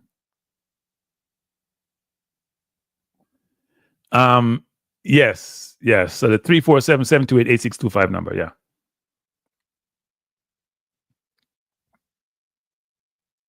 No, it won't be 8 new players, about 4. I'm saying remotely. I'm going to give a remote what I mean. So if they decide to pursue a Dwight McNeil, for example, if they decide to go after Dwight because Dwight's been injured, and I've been suggesting that people should be thinking about Dwight, then it could be up to that number. Because if Dwight McNeil come to the team in guarantee starter over anybody else in the midfield, over Bobby, over any one of them in the midfield, even though he can't play a wing too. To me, he's a starter over great. He took great game at Everton. They should go pursue him. He's not getting to the England team. He's been injured. He's nowhere close to the England team. They should go pursue him.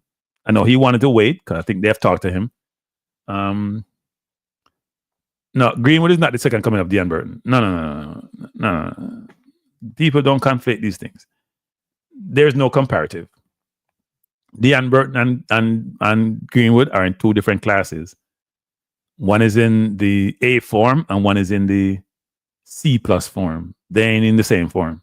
You know, in Jamaica, you have forms where you have the bright people in the one class, and then you have people in the middle, and then people who they're not the same. Now, Green would have some problem at Marseille about his defense, but he was last time I checked, he was the leading goal scorer in the French league. I don't have a cutoff point, Ricardo. I know some people want this whole cutoff point thing. I don't believe there's cutoff point in international football. There's no such thing.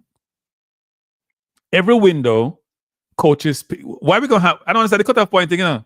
Is there a cutoff point for local players? Let me ask the question. Is the cutoff point question only because we have diaspora players in people? Because that's why some people say cutoff point. Is the cutoff point because you have diaspora players? Because we don't say England have cutoff point. The cutoff point is, I'm going to say cutoff point 2 weeks before the World Cup or 3 weeks before the World Cup. Otherwise, there's no cutoff point. There could be a star in Jamaica in high school who is 17 years old and who is hicking down the barn, play a JPL, and we'll say, oh, you can't come in now because, Whisper at Chelsea. He's doing brilliantly. He's playing really well. We're saying, no, Whisper, you can't come back 19. Or we see a kid who's in England who play a Premier League, and like a Lewis Kelly, for example, even though he's in England team now. And we say, oh, we can't take you because we cut off our point. No. This is international football. It ain't that complex. How much time do they have to train together? I think we overrate international coaches and international football. I'm sorry. Ain't a ton of strategy involved. Yes, over a period of time, you may build up some kind of strategy about how you want to play, but I have no idea what our system of play. We don't have a system of play anyway. We play kick and run football, so we're not do that. So I understand what you're saying, Ricardo, and I heard people in Jamaica saying that. I heard what's his name, Hypocrisy Boss said that. There's no such thing. There's no such thing. Now I think you go put Lati in the midfield. I know they list Lati as a defender, but Lati has never played defense for Jamaica really, except when we played the US. I think he played in the back 3.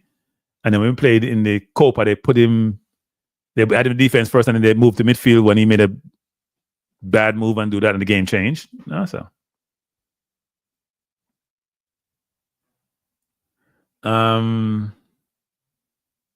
Why are people questioning Greenwood? People. I'm going to go out on a limb and say this. If Greenwood come and play for Jamaica, I don't see anybody. Let me repeat that. So there's no mistake what I'm saying. I'm going to drink some water first.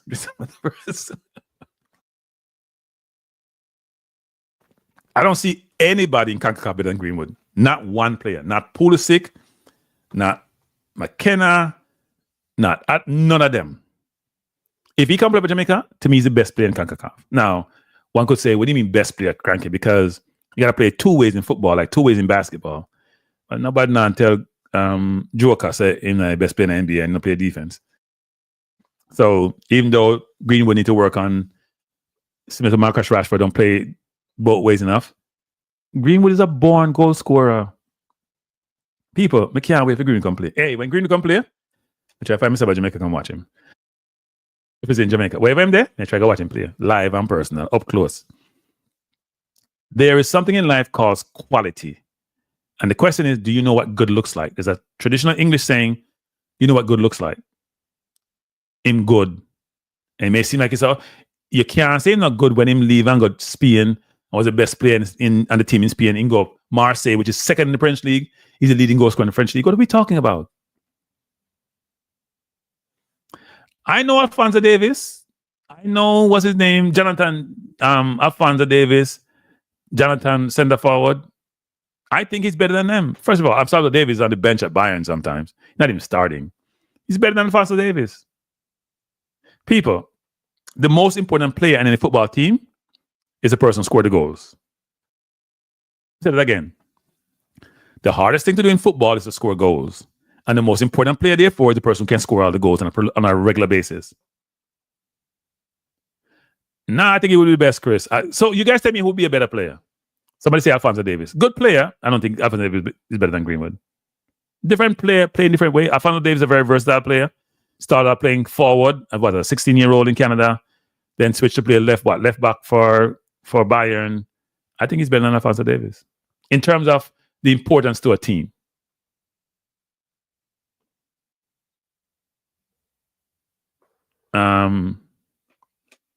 Greenwood is ridiculously good people. I'm telling you. Been watching that kid for a long, long time. Putting the ball in the goal is a skill set, which is hard to grasp. And yeah. But before the game, say, Cranky Life does it just have to show up, he'll be the best, or does he have to achieve something for Jamaica like Pulisic? Very good question. If him show up, he better produce. We don't want him show up. I don't know. We're not a party. He has to produce when he shows up. But he doesn't know. But here's the thing, people to think about this. So if you're in Greenwood's position, you have been beaten, you have been ostracized, you have been basically destroyed as a youngster. And you go Spain, and you're the best player on your team, and you go France, your best goal scorer. Look at his life, how his life has been thrown upside down. In terms of being in England, you're a star on Man U when Man U was decent. Where Alex Ferguson says you are probably going to be top one of the top forwards ever in football, in world football at a young age in terms of how you take your chances.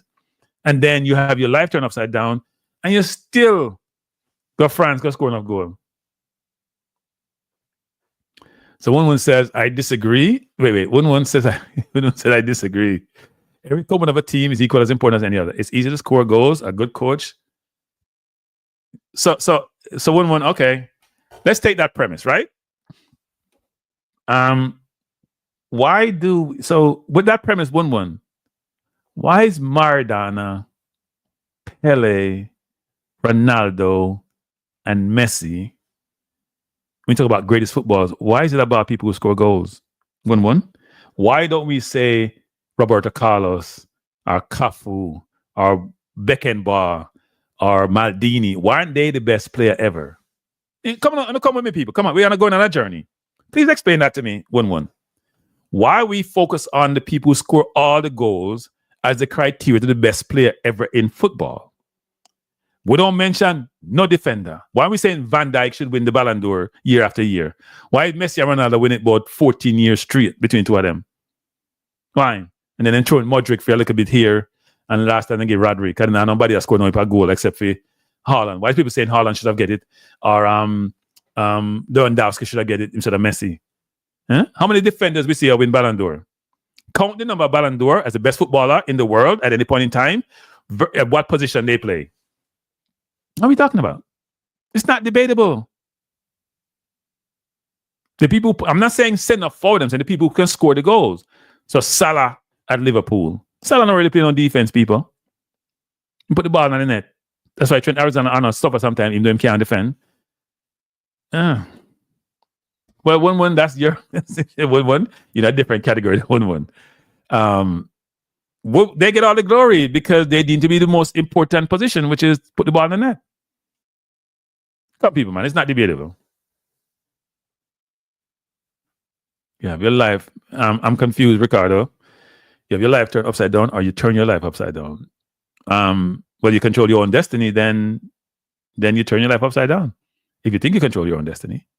But the point I'm making is that scoring goals is an imperative. People, what we complain about when we're talking about our team, right? We don't give Pinnock and even Lowe and so our defenders and Blake a hard time as much as we give our forwards, right? We're always saying Bailey in scoring. We're always saying Gray is drop off significantly since he first came. We talk about Nicholson. We talk about Antonio, right? If you put the ball in the net, that's what you do. Patrick Rice said, David, Jonathan David is in the same league, yeah. And Green was a leading goal scorer. And Green was playing wing, David playing center forward. And most times the center forward, look at the English league. Apart from Salah, if you think about Isak or you think about Haaland, they're the ones scoring the goal. Center forward is the closest to the goal. And that's what their job is to do. So I don't think it's even arguable that scoring goal, and more time than not, the people who score the goals get the money too. I think Haaland may be the highest paid player in the English Premier League now. I think Ronaldo is the highest paid player in the world. I think Messi gets a ton from Apple TV and from MLS. You put the ball in the net, it's very, very lucrative. Arsenal don't have a center forward. They have a bunch of midfielders. We're struggling. Well, let me say this, people, because I promise not to be here more than another 10 minutes tonight. I'll just say this, which is this. And I went on a rant earlier, but it's truly how I felt, people. I'm going to summarize this by saying this. My objective is this, is that we're on this planet, there are certain people who shouldn't be fighting each other. Let me say this again. On this planet called Earth, certain people in certain demographics of certain persuasion should not be fighting each other. They need to be as collective. They need to be as connected as possible. They should not be fighting each other. Not even not in any way, shape, form of life. And we like to be out there in the public domain fighting each other all the time. Seriously, for no reason. I expressed my consternation and being disturbed about the theme coming out of Jamaica around diaspora and local when it comes to football.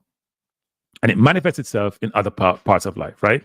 People from diaspora will send back gun. Them get beaten to send them find 30 guns, them find 15 guns. Them think that idiot thing. Yeah? Them idiot thing, you try to kill off the island. But the point of the matter is that we should be operating as one, seamlessly, not fighting each other, we should be supporting each other, not being confrontational. We're tired of hearing Jamaican footballers who are local talk about diaspora people as if they're not Jamaicans. They have their citizenship. Then change your goddamn constitution if you don't want to be a citizen. I hear so many other people want to Jamaican. I was listening to AFTV the other day, and I heard this guy from Nigeria talking about when he was in school, everybody wanted Jamaican. Because being Jamaican is supposedly quote unquote cool. But the local people are Jamaican, enough of them, not say all of them, enough of them. No one deal with people who are of descendants of Jamaica. Are people who have migrated. So, your question, because I'm like this. A bad mind, people. A bad mind. I don't say everything a bad mind. But before the game saying, correct, like we must consider the bigger difference in players' experience levels. The harder it is for them to work well together, which can hurt their performance. The harder it is for them to work well. Yeah, it can, but I just believe in international football. Two of the main criteria is, one is you got to have very good players. And two is you could have people who put the pieces together really well, so it's connected really well and can execute. I was watching the Holland Spain today. I was a bit surprised how close Holland now is to Spain when it seemed like they were very far apart in the last 3 or 4 years. So obviously have made progress. Nobody sit on their laurels and nobody is stagnant about where they're going. Everybody's trying to improve. We trade moves. The people in the diaspora have an arrogance. And people in the diaspora trade moves said locals are haters. Well, why you say they have an arrogance? I heard somebody in Jamaica say people shouldn't be humble. I don't think people have arrogance. I think, look, Jamaicans have arrogance, period. Don't talk about no diaspora trade moon. Jamaicans as a people are arrogant. Some people say confident, some people say arrogant. You pick everyone you want. That's almost like innate in Jamaica. You say an arrogant Jamaican or a confident Jamaican, that's what it is. So then we can't say it's the diaspora is arrogant. It's in the Jamaican blood. Has to be in the blood. That's why would it be so prominent and so obvious and so out in the public domain. Maybe that's part of being Jamaican is cool, is because we don't know when we should be humble. Sometimes the negative things may be a strength for people. If you think about Jamaica, for example, if we weren't confident, then why would anybody want to emulate us? And this is across the world. This is not just you guys are just, so think that you're all this. No, it's a theme. I've been with people from my island who say they're Jamaican. People ask them where you come from. I'm not going to say which country. And I said, no, I'm Jamaican. And they have recognition right away. Right? Jamaicans are confident people. Even sometimes they shouldn't be confident, they're still confident. And people love confidence because it gives some kind of assurance. So let's not take it and say, diaspora arrogant. Hey, to survive in this world, in some place in the world, you better have confidence. More than arrogance, you ain't gonna make it. You can't go in places passive. Nobody not hear nobody who not talk. Nobody's hearing anybody who not talk. They only hear people who are expressing themselves. I will sign up for the debate about diaspora rights anytime you're ready, Cranky, because I am against it. I understand. Why are you against it, Trey Moon? You think diaspora should have... So, Trey Moon, ask the question. Should diaspora not invest in Jamaica? Should diaspora not send remittances to Jamaica? Should diaspora not support their high schools? Not support their primary schools? Not support athletics in Jamaica when they come to champs? Should they not in Trey Moon? I'm just curious. And here's a question I have for you, Trey Moon. What does Jamaica do for the diaspora? I'm curious, Trey Moon. What does Jamaica do for the diaspora? I'm curious about that. If you think about life being fair, if it's a transaction, because that's how Trump operates, everything is a business transaction. What does the diaspora give Jamaica? What does Jamaica give to the diaspora? Please tell me. Remittance, it's overstated. Okay. So you think 18 to 20% of any GDP is overstated? Wow. That's interesting. Wow. You think, and it's not only remittances, because they spend money in Jamaica, they invest in Jamaica. Right? Then buy a house, then buy other things, they invest in businesses. So it's not only remittance. We focus on remittance a lot. I think the total contribution to the GDP is much higher than the 18% that's been told. Jamaica don't export anything in the people. Have consequence, Go look at Jamaica export. If Jamaica diaspora start engaging in Jamaica on a free, then use that term. And say if you sneeze, you catch cold, it's worse than that. It's worse than that. I think if you understand the economics, Trey Moon, which I think you do, you would realize that what you're saying doesn't hold up to scrutiny. It doesn't hold up to scrutiny. If the US sneeze really hard, Jamaica struggle to exist at the level it does today. In fact, Jamaica being real pain. If the US says no remittance from US go to Jamaica, no tourists go to Jamaica, that's about 35-40% of your GDP. Do you understand what that means, people? You wouldn't have recession, you'd have chaos. I don't think people totally get that. So when Trey Moon is saying remittance is overstated, people understand this. If I send $10,000 to Jamaica, that $10,000 become $100,000 when it's circulated. So for somebody to have that perspective, then to me, they don't really understand how this thing works. In fact, Trey Moon, go talk to Nigel Clark. I asked him during COVID, what kept Jamaica afloat?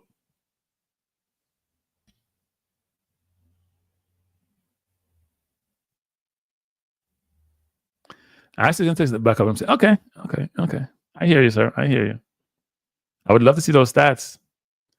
But go ask Nigel Clark, who I think it was a brilliant finance minister, and some people don't think so.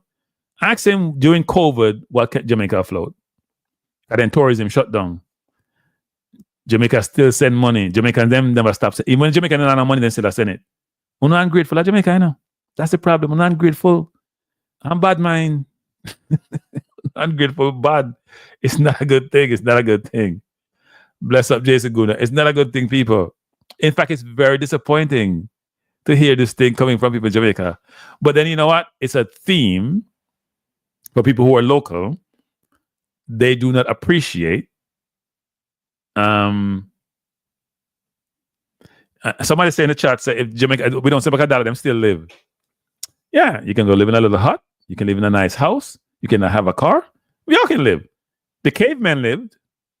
But the people with these analogies and these examples, you have to laugh, you know. It's like, they're not thinking. The cavemen, everybody's living. You can live poor. You can live rich. You can live middle class. Of course you're going to live. So you can go get some banana and breadfruit. But at the end of the day, what's your standard of living? It's about standard of living.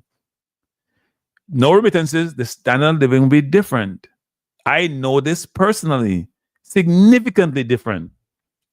But those people in Jamaica who may have resources don't understand that. Or who don't get remittance don't understand that.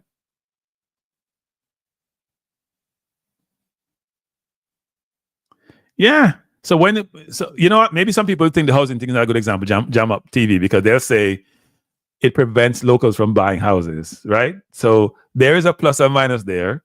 Yes, Jamaicans overseas buy up a ton of house. The problem is they also price out locals, but it goes back to standard of living.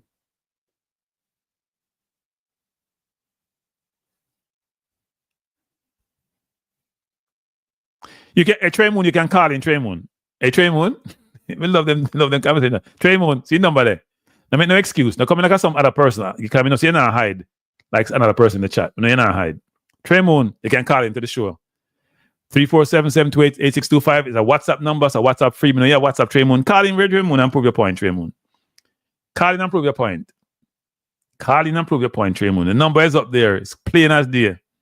I'm not taking another calls because I'm closing them before 9 o'clock. Call in Trey Moon and prove your point. You say about typing, I may have the mic. And I'm going to know me talk about Trey Moon. Call into the program and articulate your point as to why remittances are not important and why diaspora, what I'm inferring what you're saying, is not an imperative. Please do so. But let me just tell some people. Some of you guys not going to like me saying this. I'm going to say it anyway. If we didn't have diaspora players in the national team, we wouldn't have the level of confidence we have about making the World Cup. Still may not make it, by the way. But I think that level of confidence would be much lower if we had no diaspora players. So whether it's remittances, whether it's players, whether it's housing, whatever it is, diaspora plays a significant role in Jamaica. It's economics and other aspects of life. Someone will not like it, but we can't help them. It's a fact. You have to just live with it. Now, I don't know Drew Ross. I hear this argument a lot. I think when Erwin was on the other day, he mentioned that, which is there may be more people in the diaspora than in Jamaica. It's possible because that population has not been growing. When I was there, it was about 3 million. It's still about 2.9.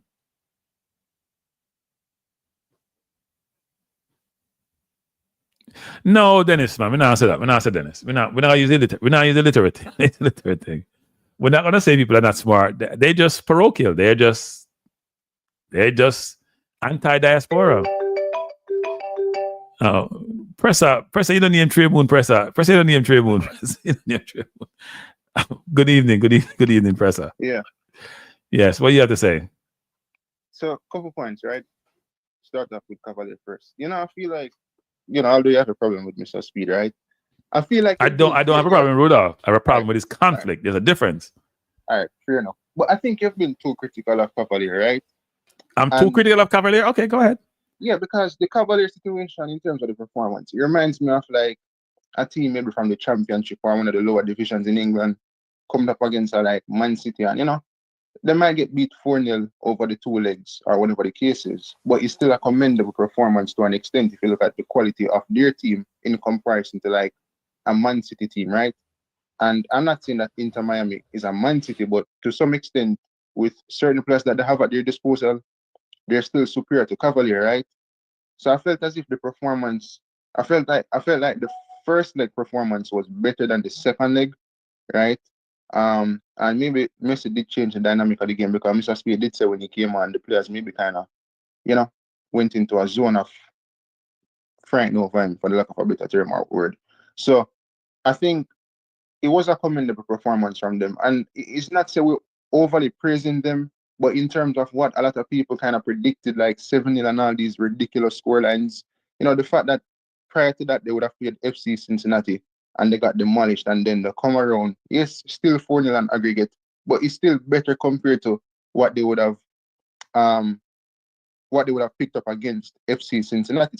So to some extent, it's progress. And again, the first leg for me was a better performance than the second leg, in which I felt as if they should have at least walked away with a draw in that first leg, Fair enough? Yeah, but here's what you're missing from the conversation. So in 2 years, they've got beaten 10-0, right? Yeah. They haven't scored one goal. Correct? Yeah. Okay. Secondly, they're playing in a competition where they won the Caribbean Cup, right? The Caribbean Champions Cup, correct? Mm-hmm. So if we want to go to the World Cup, we want to compete in this region. A lot of teams are in the region. And even though some of the players are not from the region, the players we played against Miami were slow, even though they have great pedigree, some of them. The game that we played against Miami, it was one like we being pressed. We didn't make 4 passes in any sequence in the game, except when Miami stopped pressing us, pushing us a little bit, and we played around our own half for a little bit in the second half. We can't make 4 passes in their half going forward. And we're saying the local team should constitute most of the players in any of our teams. Does that make any sense? And by the way, by the way, Cavaliers has a number of overseas players, which the manager praises, right? He's a very, very focused on a diversified team for his local team, but not for his national team. Not for his Reggae Boys team, junior teams, or even senior team, frankly. Does that make sense? Well, no, because one of the youth teams did exist with they had over 5 Cavalier players, I believe, and they didn't qualify for a respective competition of theirs. But what I'm trying to say is I understand that the football, in terms of the quality in the JPL, isn't there in comparison to the MLS or Liga MX, for example.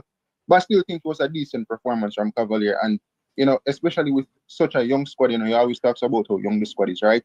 So you would have had that inexperience within the squad. And maybe this is a learning lesson for him in the sense that he should get maybe experienced players and kind of mix it in that sense, because he always talks about how youthful and young the squad is, right? And I think in any squad, you need a bit of experience. You will have young players that have experience, but sometimes I feel like you need those seasoned veterans that have that experience and they've done it at a certain level. Obviously, you don't have much of those players in Jamaica who would have done it at a certain level where they would have went to a Caribbean, a Concacaf Cup final or semi-final, to have in a team. You don't really have those players in the league. Maybe you'd have to outsource them or something like that, right? But yeah, I think it's a positive step in terms of the performance, and it's just a learning lesson. And I think not only for Cavalier, but for every other team in the JPL.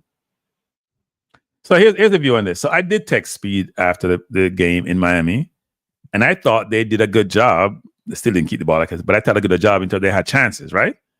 But when I sat down subsequent to the completion of both legs, and I said to myself, the team didn't turn up in Jamaica as far as I'm concerned. They're at home, right? And you lost 4-0. You lost 6-0 last year. You couldn't put 4 or 5 passes together in a game at a certain level. I walk away saying, okay, you tried really well in the first leg. You surprised them with your tactics. The tactics didn't change. Second leg, it was the same tactics. The only thing good about the second leg was you made a lot of money. Yeah, which is second leg, I think they nullified them in terms of the caught on to what they tried to do in the first leg in terms of playing on the transition, in which Cavalier did well for some period of the game, especially in the first half. And I don't really think Speed had a different game plan in the second game. And then, I think from the first whistle in the second game, we were just out of it. And then that penalty that was given, obviously it was a penalty, but it was a stupid tackle from the defender. I think it was linked. But 43. Here's my problem with the whole thing. I'm watching the team. If they got being 4-0, they kept the ball well. They made penetration. They look like a team. You guys can tell me if I'm being too harsh, but I'm just kick the ball at the field and hope we get to me. It was not a good watch. It was not a good watch. You can be overly critical at times, which maybe you don't identify, right? No, I gave them their praise for the first leg. Go watch the first leg. Go watch the first leg. Go watch the first leg. Then you can talk to me. You can't say that. If you go watch the first leg when I commented, and my text to Rudolph, go watch the first leg. I don't think I was overly critical. I'm sorry. The second leg was just beyond disappointment. Yeah, I think in terms of football in general, like the philosophy in terms of that governs football, I think Jamaica, we need to evolve in terms of actually playing the game of football rather than just sitting back and trying to hit teams in transition or on the counter attack. Because, teams normally with more possession of the ball, they will normally dominate the opponent more in terms of putting them in areas in which they might feel uncomfortable. You're passing the ball around in areas and you're having technical players, it will hurt your opposition.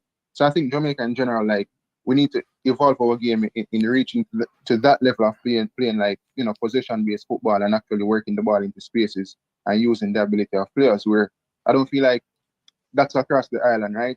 But in general, I think it was a positive in terms of, again, not only for Cavalier having a learning experience from this, but other teams within the JPL and in Jamaica as well, looking at that and assessing it. So I have a question for you before you go further. It was the under 17 positive? Who? Under 17.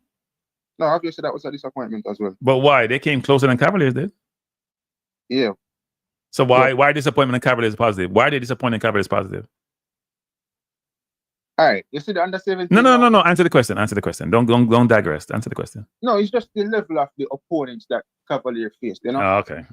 Because I thought, Messi never really featured in any of the legs more than the second leg for like 20-something or 30-something minutes, right? In which, other than the goal he scored, he didn't really actually do anything in the game. If I'm being honest, I think most people. But it wasn't in the game for long. Yeah, it wasn't in the game. But even in the period in which he was, with his type of brilliance, right? When he got the ball at times, last possession and stuff, and then eventually he got the goal in the dying moments of the game. But the under 17, I think, honestly, Cranky, I said to some people in our group when the tournament was going on that I enjoyed watching the under 17 more than the senior team.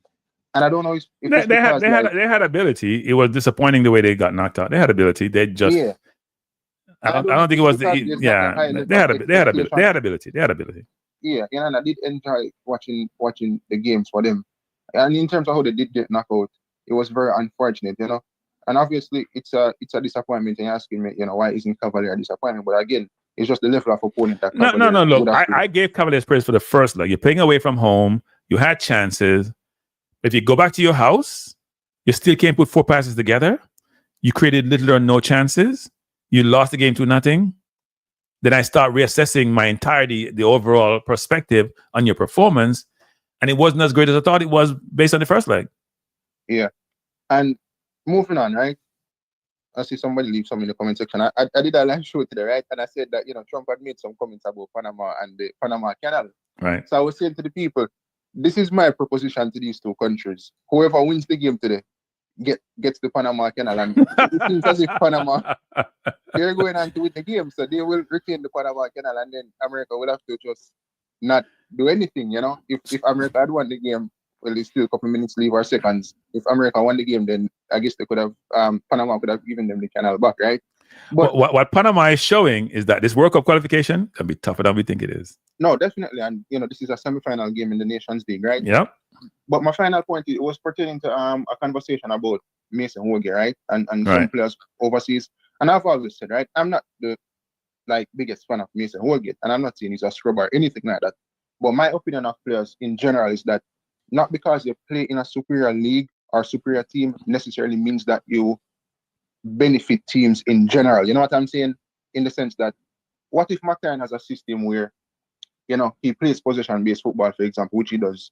But Mason Holgate isn't a player that can play the ball out from the back, right? Despite him being a good player in the championship, it doesn't mean that he'll automatically be a good player for Jamaica. You know what I'm saying? Right.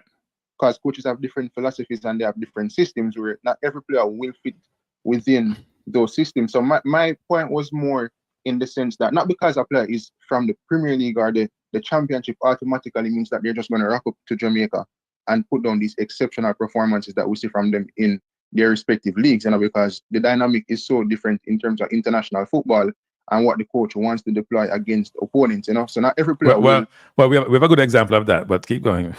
Yeah, and that's why I always say, like, sometimes certain players don't get selected, right. And sometimes we have conversations like, yo, why didn't this player get selected? But maybe the coach just doesn't think that player is good enough for the squad, And right.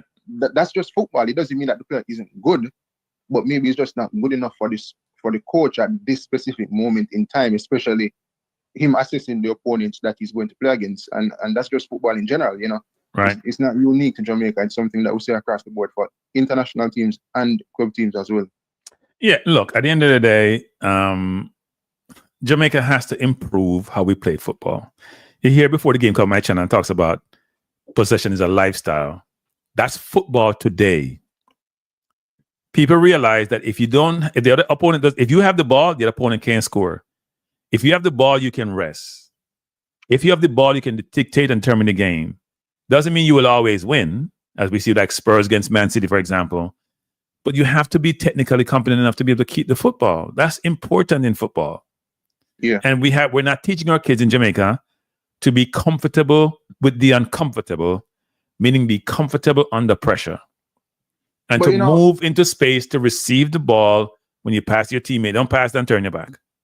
But Hal Grimson said some things that a lot of people didn't like, right? And I remember the specific interview when he said that Jamaicans are kind of individualistic in terms of they want to do things on their own. And from I was growing up and playing football in Jamaica, everyone want to save the team and be the saving grace of a team, right? Mm. So in terms of, we have to change the culture in terms of how we play football and playing that position-based football and, putting players in uncomfortable positions for them to become comfortable in those positions, because, I would have heard conversations about Busquets, MG and Gunners in specific. They talked about how, the man is like 35, 36, doesn't move around much, but he's just brilliant in terms of how he plays football, right? In terms of controlling and dictating the games. And sometimes, you see these players in certain positions and you're like, yo, how are they so calm under pressure, But they've been doing it for the whole life. Whereas Jamaican players, you put them in a certain position and it's like a grenade them off in their hand, So they want to get rid of the ball as quickly as possible, in which you have to take responsibility of the football. You love the football and really get past players and put the ball in dangerous areas, right? And yeah, but you have to teach people to be able to do that, right? There's learnings that come with that, and there is education that comes with that, right? So yeah, which is at the grassroots level, basically, So right. In terms of even that, I know that we're trying to get to that level in terms of they're trying to put programs in place, but we're far behind, So we have to get up to speed. And my last point is, and I'm just actually realizing, so Pochettino is a bug coach, though. Is that what coach? Bug. Why do you make these? Why do you make these? What do you make these statements sometimes? No, hold on. 4 3 3. Not a bug coach, but a butler. Like, just remember, the man come from Spurs. First of all, let me just say this: Jamaica should have beat the US last year in the semifinal. Okay, Jamaica should have beat the US last year. Poch wasn't the coach then, right? Jamaica should have won. Jamaica literally won the game, and they had a lucky header, and then they go to overtime and win. Right? Would you agree with that? Yeah. So it's not really the coach; it's the players. To me, it's the players. It's the players. But my point is, I just remember that Pochettino is the coach, and Pochettino, he's a brilliant coach, to be fair, right? Right. But he hasn't really done anything significant in football when it comes to winning trophies. And didn't he win a trophy with USA, I believe? Did he? No, he didn't win no trophy yet. I think Mexico did beat them. That's all. Yeah, I don't think he's won a trophy. I don't remember him winning a trophy. Yeah, I don't remember. But I'm just saying, Pochettino doesn't have a good record in terms of, trophies and stuff. And I remember when he was at Spurs, just to show you the guy's mentality cranky, he was saying that, if they win the FA Cup, it doesn't change anything for them, right? They need to win the Premier. And I was like, many people would have said, like, listen, you need to win a trophy in general just to have that feeling, right? Right. So, now that I'm assessing the defeat, I don't think it's a surprise to me in terms of them losing to Panama because. But here's what we're missing. We're missing this region. Here's what we're missing, which is why I'm frustrated with Jamaica, Costa Rica, which is replenishing their team, Panama, U.S., Mexico, Canada. Canada may have passed U.S. by now. They're all in similar vein, you know. There's the 5, and then there's the others. And we are right ahead of Honduras, barely ahead of Honduras and El Salvador and Nicaragua. And now Haiti, if they get their act together, probably will come in that bunch. So it's not like it's shocking what we're seeing. Panama plays good position football. Panama plays position football. Costa Rica play position football. Canada play position football. So the U.S. and Mexico, right? They can keep the ball. But, you know, like how USA, Panama, and Canada, if you look at the recent performances, especially like a team like Canada, even though they're not in the qualifying rounds, but, you know, these teams, you can identify so many good performances from these teams where, like, the control games, create chances, score goals.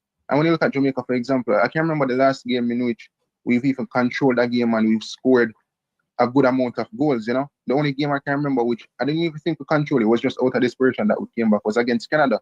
But if you look, even before that and even after that, like we haven't have good performances whether under Haldrimson or even Steve McLean recently. I mean, one game that we did kind of have position was against Cuba, but we not even did score, you know. Yeah. So you know, we have the players, but I think we have such a far way to go in terms of like getting things right, and you know, I wish them the best still. All right, sir. Thanks for the call. Yeah, man. It's my last call for the evening. Good evening. Hello. The person got cut off. Let me see if I can call back. Nope, don't see it. Call. Please call back. Interesting. I I hear someone in the chat talking about Macharana's perspective. People, let me tell you something in life, people, with coaches. Because I think sometimes people don't realize this. Don't believe everything that comes out of a coach's mouth. Okay? Don't believe everything coach's mouth. Coaches sometimes are over-complimented. Do you think McLaren truly believes St. Vincent can beat Jamaica? Huh? Coach is going to say the politically correct things. They're going to say the politically correct things because that's what they do. And that's what they should do. Right? That's how it works. There are people sometimes you hear in certain environment and you just get to the point of you want to engage with them, but at some point you have to stop engaging with them because you're beating your head up against a wall. It doesn't work. They are anti. They're what we call anti people. They're just anti to be anti. There's one of them in the chat right now. Just anti to be anti. So if you say A, they say B. If you say it's black, they say it's white. And you say, but no, look, it's black. Right, it's right for you. And it's like, no, it's white. I see it as white. You know what you're talking about. There's some people like that. Those people in life, at some point, you have to avoid them or just disregard them because it's not worth your time. Last call for the evening. Good evening. Thank you. How you doing? I'm doing well. How are you doing? I am. I'm doing good. Doing good. I kind of in cranky mode right now, but I look. It's really interesting, and I'm going to try to remain in my state. But it's frustrating to listen to some of the conversations when it comes to football sometimes. And you know, when you're involved in the game and you work actively in the game, it's hard to listen to people who just watch the game, right? Give the opinion on the game sometimes. Right. And I'm not gonna necessarily comment on Jamaica, so I'm gonna use Trinidad and Tobago. Look, none of these countries have a strategic plan or a long-term development plan in place. So I'm not so sure what informs the expectation that are under 17 team or under 20 team.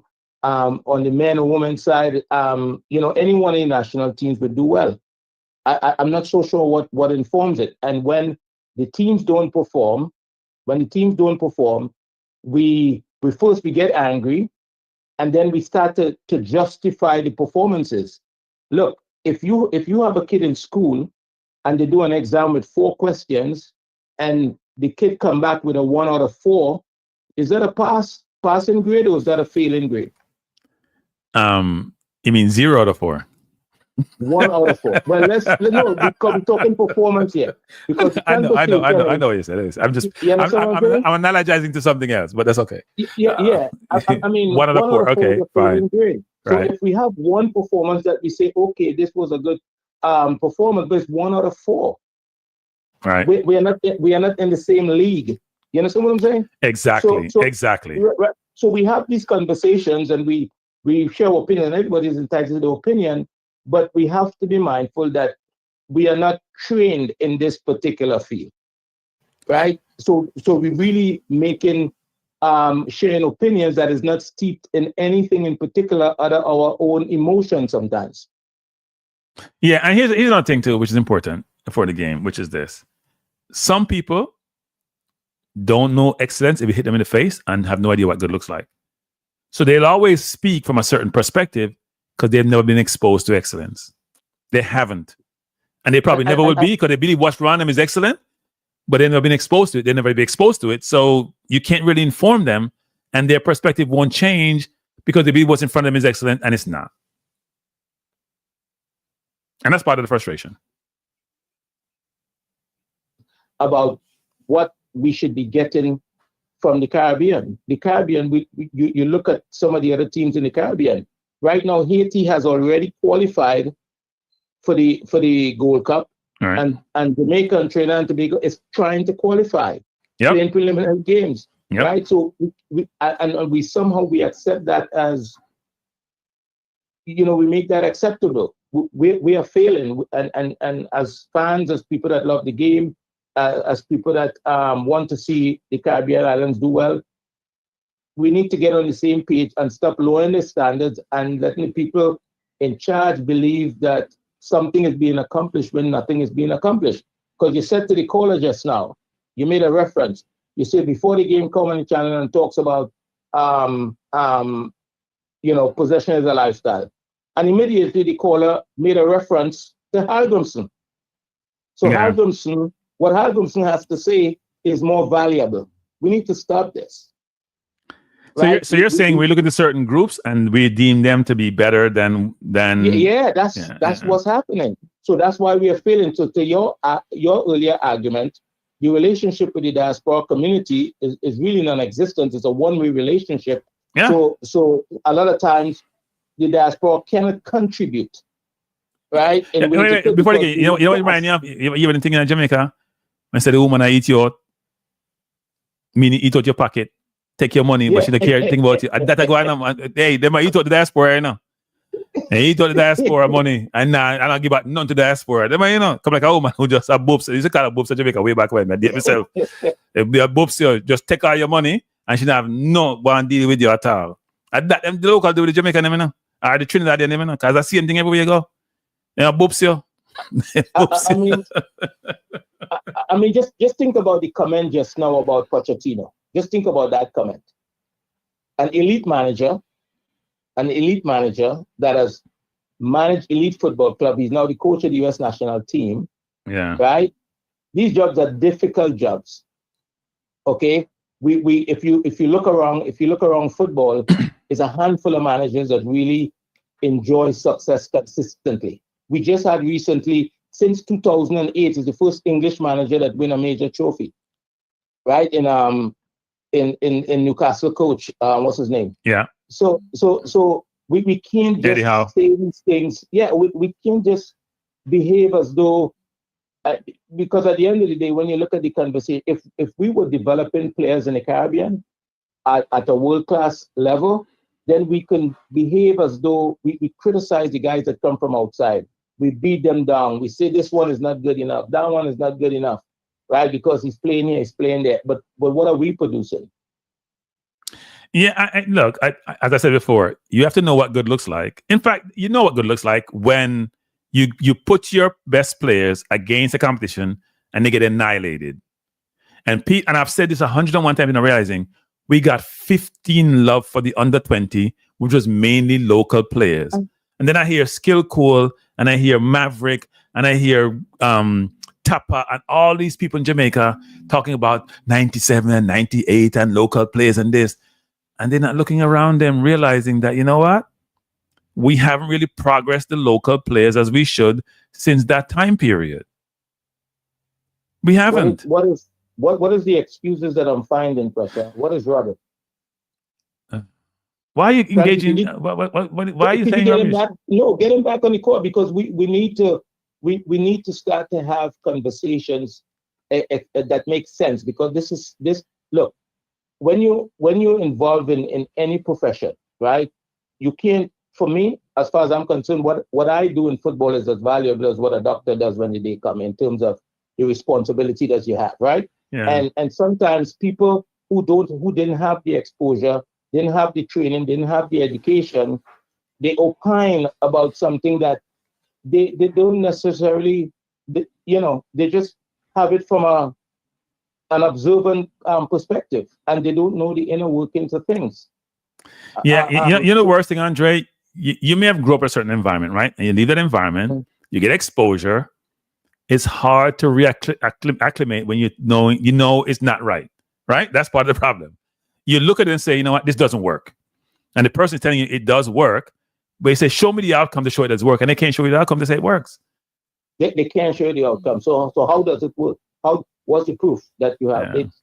We just need to streamline the conversation better and try to look. We live in a different time period. Information is out there. You can get information. And if you want to comment on something that you're not an expert in, at least spend some time and investigate it, right?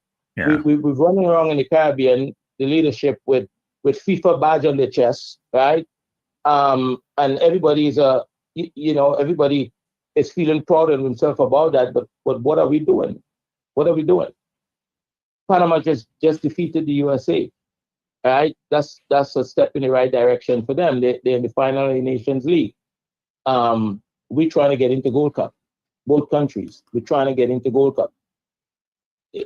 And we're trying to denigrate, belittle, disparage those who have Jamaican ancestry, who aspire to play for Jamaica, who are good enough to play for Jamaica. And all we hear, well, our team was mainly local players back in 97. Yeah. Almost a generation. Wait, not 27 years ago, 28 years ago. We keep talking 28 years ago, people. People are today are the now organization, the now, right? The immediacy of now. And we're talking about 27, 20 years ago by some old dinosaurs. And the dinosaurs are the one who are running the organization. That's the problem, The dinosaurs are now in leadership, and the dinosaurs don't know what they're doing half the time. And the dinosaurs are the one who control everything. And the dinosaurs are the problem. We invest too much time trying to connect the present with the past as opposed to the present with the future. If we work on connecting the present to the future, we'll have strategic plans. We'll have long-term development plans, right? We'll be doing things that we can see a light at the end of the tunnel, but we keep going backward and we can't fix nothing that happened in the past. It already happened. It's history. You get Andre. You get. We're working on it. Well, how long are you working on it? Why would they have any money? Well, what do you mean? You're under why were you under restriction in the first place? Why were you under restriction? If you're doing something wrong, you wouldn't be under restriction. So you not having any money was all about you and what you have done. People don't seem to realize these things, Andre. Right? You weren't doing something right. That's why you were restricted. And your restriction preclude you from having money to invest in your program. So now let's see what happened when this restriction being lifted. Is it going to get any better? How are you going to change it? What's your strategy? As you said, there is no strategy. So you're going to have money, but you don't know how you're going to use the money. We get up in the morning, everybody just doing what they want. I mean, Dominican Republic is in the Gold Cup already. Dominican Republic has strategy. It's very obvious. Yes. People see them as a baseball country. That's the conversation that people have. But they're excelling in football. You look at the youth teams and you could see the progress taking place. Yep. You could see the progress taking place. Even when they played Jamaica and Jamaica won the game, they controlled the game in some respects. They just didn't do well in the final third. Right? And that will only get better over time. When you look at it, and we don't take feedback well, because my intention is not to offend anyone, offend press or anyone, but No. We are on an offending channel. We offend people. What do you mean you're not offending? No, but we not take no prisoners. We go say what peace to power. We go say what's on our mind. It's not intention trying to offend anyone. We're gonna speak truth to power. It's just difficult listening to it sometimes because it doesn't seem to be. It seemed to be a little bit. I hate to use the word. It seemed to be a little bit delusional sometimes in the way in which we see things when we talk about it. I mean, football is a very complex sport, and you and I disagree on that, but that's okay. You and I disagree. Well, no, it's very complex. Trust me. I said football is a very simple sport that's been made complex by people. No, it's the other way around. It's complex. It's simple when you understand the complexity of it. Okay, fine. I know that sounds really, really intelligent. It sounds really nice. But I think football is a simple game that is being complicated by all these people talking about transition. You counter attack.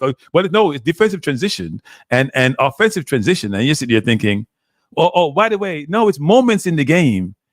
No, but I thought he made a bad decision. No, it's moments. You don't understand these moments in the game. And I sit there just saying, okay. Well, look, there's a difference. And there's the thing, right? I heard the conversation and I found it to be interesting. Right? There's a difference between transition and counterattack, right? Yeah. But one of the key, all counterattacks are transitions, but not all transitions lead to counterattacks, right? And so it's a difference. And when we true, but it's about terminology, right? Because transition in the concept of the word means you're changing, right? You're turning. Right. You're going from one thing to the next. One to the next. Right.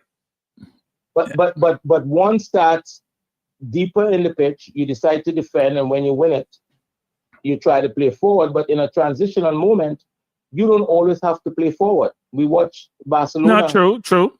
Over the years, like in the 2010 period, a lot of times they would win the ball and they allow you to organize in front of them because they were quite comfortable. They can break you down.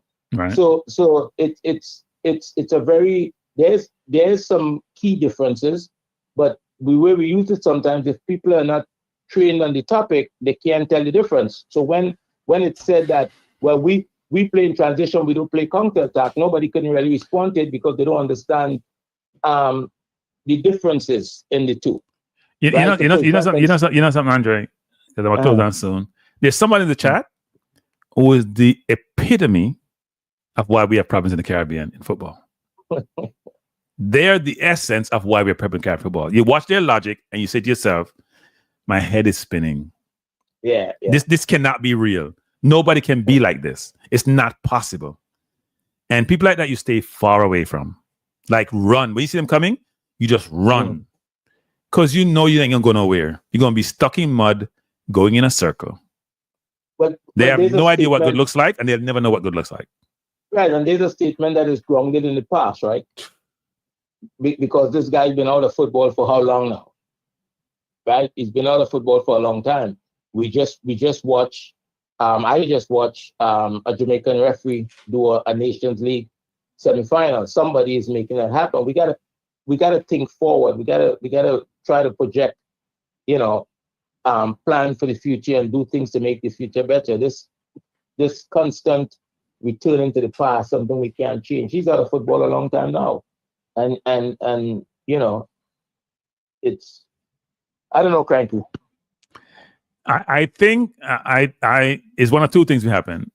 We either make progress or we give up. It's one of the two. Yeah. And I told you what my I told you what I'm gonna do. Well, sometimes I just feel like giving up. I swear to God. But tomorrow at 4 and tomorrow at 7 is another one of those days, and we see what happens. All right, sir. Appreciate the call. We'll talk. All right, good talk. All right, thanks. That was before the game. Who, as we talked about before, run the IDF Academy in North Carolina, believes in playing football the right way. I want to say before I conclude that I appreciate you being here. I was a little bit cranky earlier, and only because the constant narrative about us versus them is not okay. There's this politician in South Africa. What's his name? Malemba? I can't remember his name. who's always pushing back on the West. And he wants open border in Africa. And people are asking how that's going to work. Who gives a damn? Make it work. What he's trying to tell people is this. The world is being divided by race. That's what's happening. It's region and race. There's power in the collective. People in Israel don't always get along, but you can't tell them nothing about Israel. And all the people who are Jewish are immediately Israeli citizens. And they support each other more often than not. They don't always agree on ideology. They don't agree on their politics, but they support each other as a people. And we seem to find ways to differentiate ourselves and find ways about local versus diaspora. Who gives a damn? It's unimportant. You have to have a collective and you have to support each other. And so it's very frustrating when you hear the narrative by Skill Cole, by Tapa, by Maverick, by the conflicts person in Jamaica. A lot of them have the same mindset. And you just sit there and think, why can't they just see the big picture? And here's another thing, people. We talk about the money. Well, let's close off with this, because I'm supposed to have Dennis Chung on here tomorrow. The JFF is trying to reach out to the broader spectrum to get money from the diaspora, right? This whole channel that we have on JFF Live and $10 per month, they want the diaspora money. But you can't just want the financial contribution without providing anything to the diaspora. You're not providing access. You don't want to engage us. You don't want him to have to talk. All you want is the resources that we can provide. That's not life. That can't be okay. That can't be okay. Julius Malema, thank you, Determined. Because I watch him quite a bit. And he's always preaching. And I love his preaching. Because he's saying our biggest fear is, the biggest thing about us is that we have all these fears and preclude us from supporting our own interests. I mean, people like Trump run off his mouth about South Africa and cutting off money and you're going to do this and they can all come to the U.S. I've never heard him say anything about apartheid way back when and how bad apartheid was for certain people. I hear him offering South Africans to come here and live because the situation is there. I don't even offer any black people who live in, I don't even offer any Asians to come because Haiti's under almost like a failed state. I don't see any of that. So why are we fighting each other versus trying to support each other? It just doesn't make any sense to me. And I'm tired of preaching the same thing over and over again. And I keep hearing the same narrative over and over again. It doesn't make any sense. But anyway, let me just say this. Tomorrow at 4 p.m., I'm hoping to have the GenSec for the JFF on. Hopefully he was watching this program. He may decide not to come. And then I'm hoping to do a watch along of the game between Jamaica and St. Vincent. You see me put up here what I think the team will be.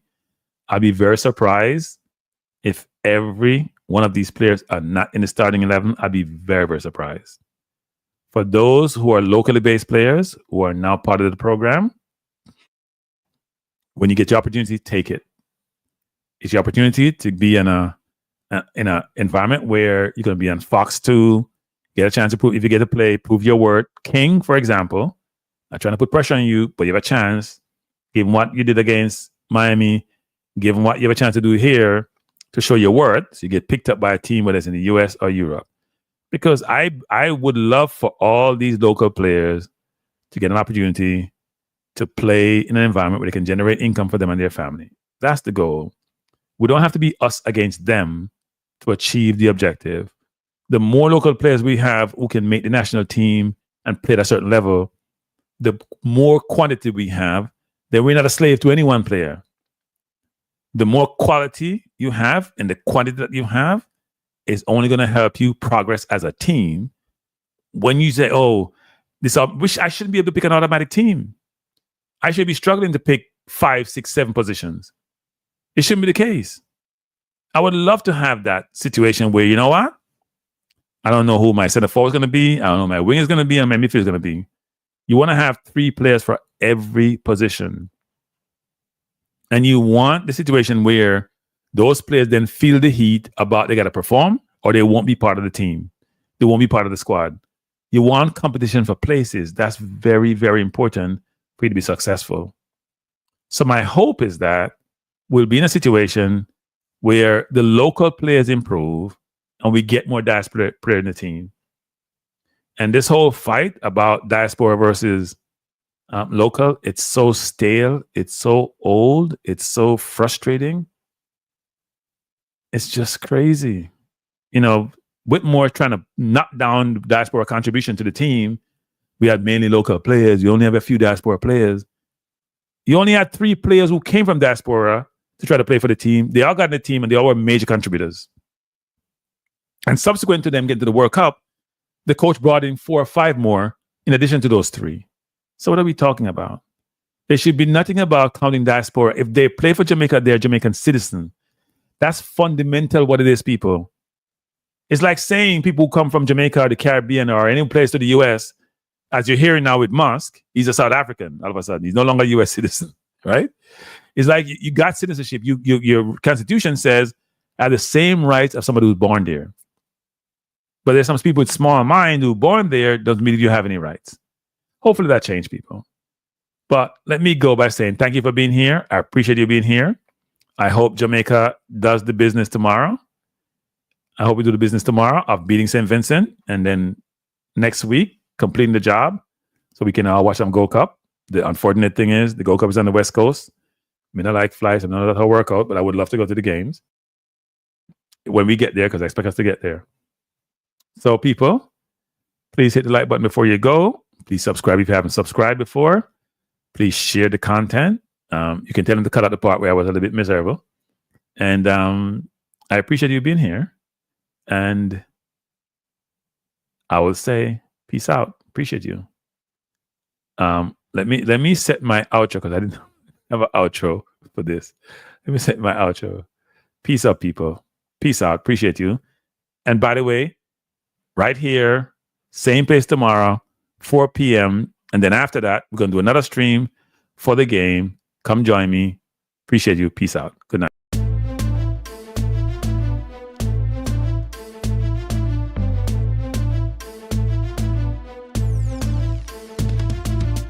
Frankie Life is the best to be now. For the best sports talk and it's free, yo.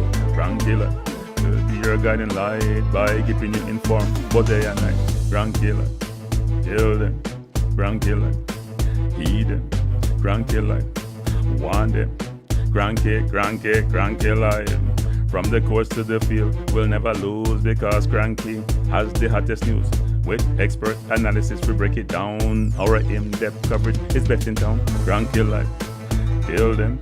Cranky Life, heed them. Cranky Life, want them. Cranky Life. Cranky Life, where the sports is spicy and where we keep the discussion lively. Cranky Life, get to know the name because Cranky analysis is never lame. Cranky Life, give me my Cranky Life. I want my Cranky Life. Must have my Cranky Life. Whether it's football or track and field, you know Cranky is at the wheel. So join the journey through victory and defeat and subscribe and don't miss a beat of Cranky Life. Tell them, Cranky Life. Heed them, Cranky Life. Want them, Cranky Life. If you're from England or USA, from Kingston or Bombay, from Kenya or Canada, Lagos or Havana, visit Cranky Life. Tune into Cranky Life. Like up Cranky Life. Subscribe to Cranky Life. Cranky Life coming to you on weekdays. Cranky Life sometimes on Sundays. Pull up a chair and take a seat because Cranky will always bring the heat. Cranky Life. Me say fi tell them Cranky Life. Me say fi heed them Cranky Life. On them Cranky Life. Cranky Life will be around. Cranky Life is the best in town. Me say fi heed them. Me say fi want them. Me say fi heed them. Want them, heed them, want them. Cranky Life. Cranky Life. Heed them, want them, heed them. Want them, Cranky Life. Cranky Life. heed them, want them, heed them, want them, heed them, want them. Cranky, cranky, cranky life. Cranky, cranky, cranky life. Cranky. Heed them, want them, heed them, want them, heed, want, heed, want, heed them.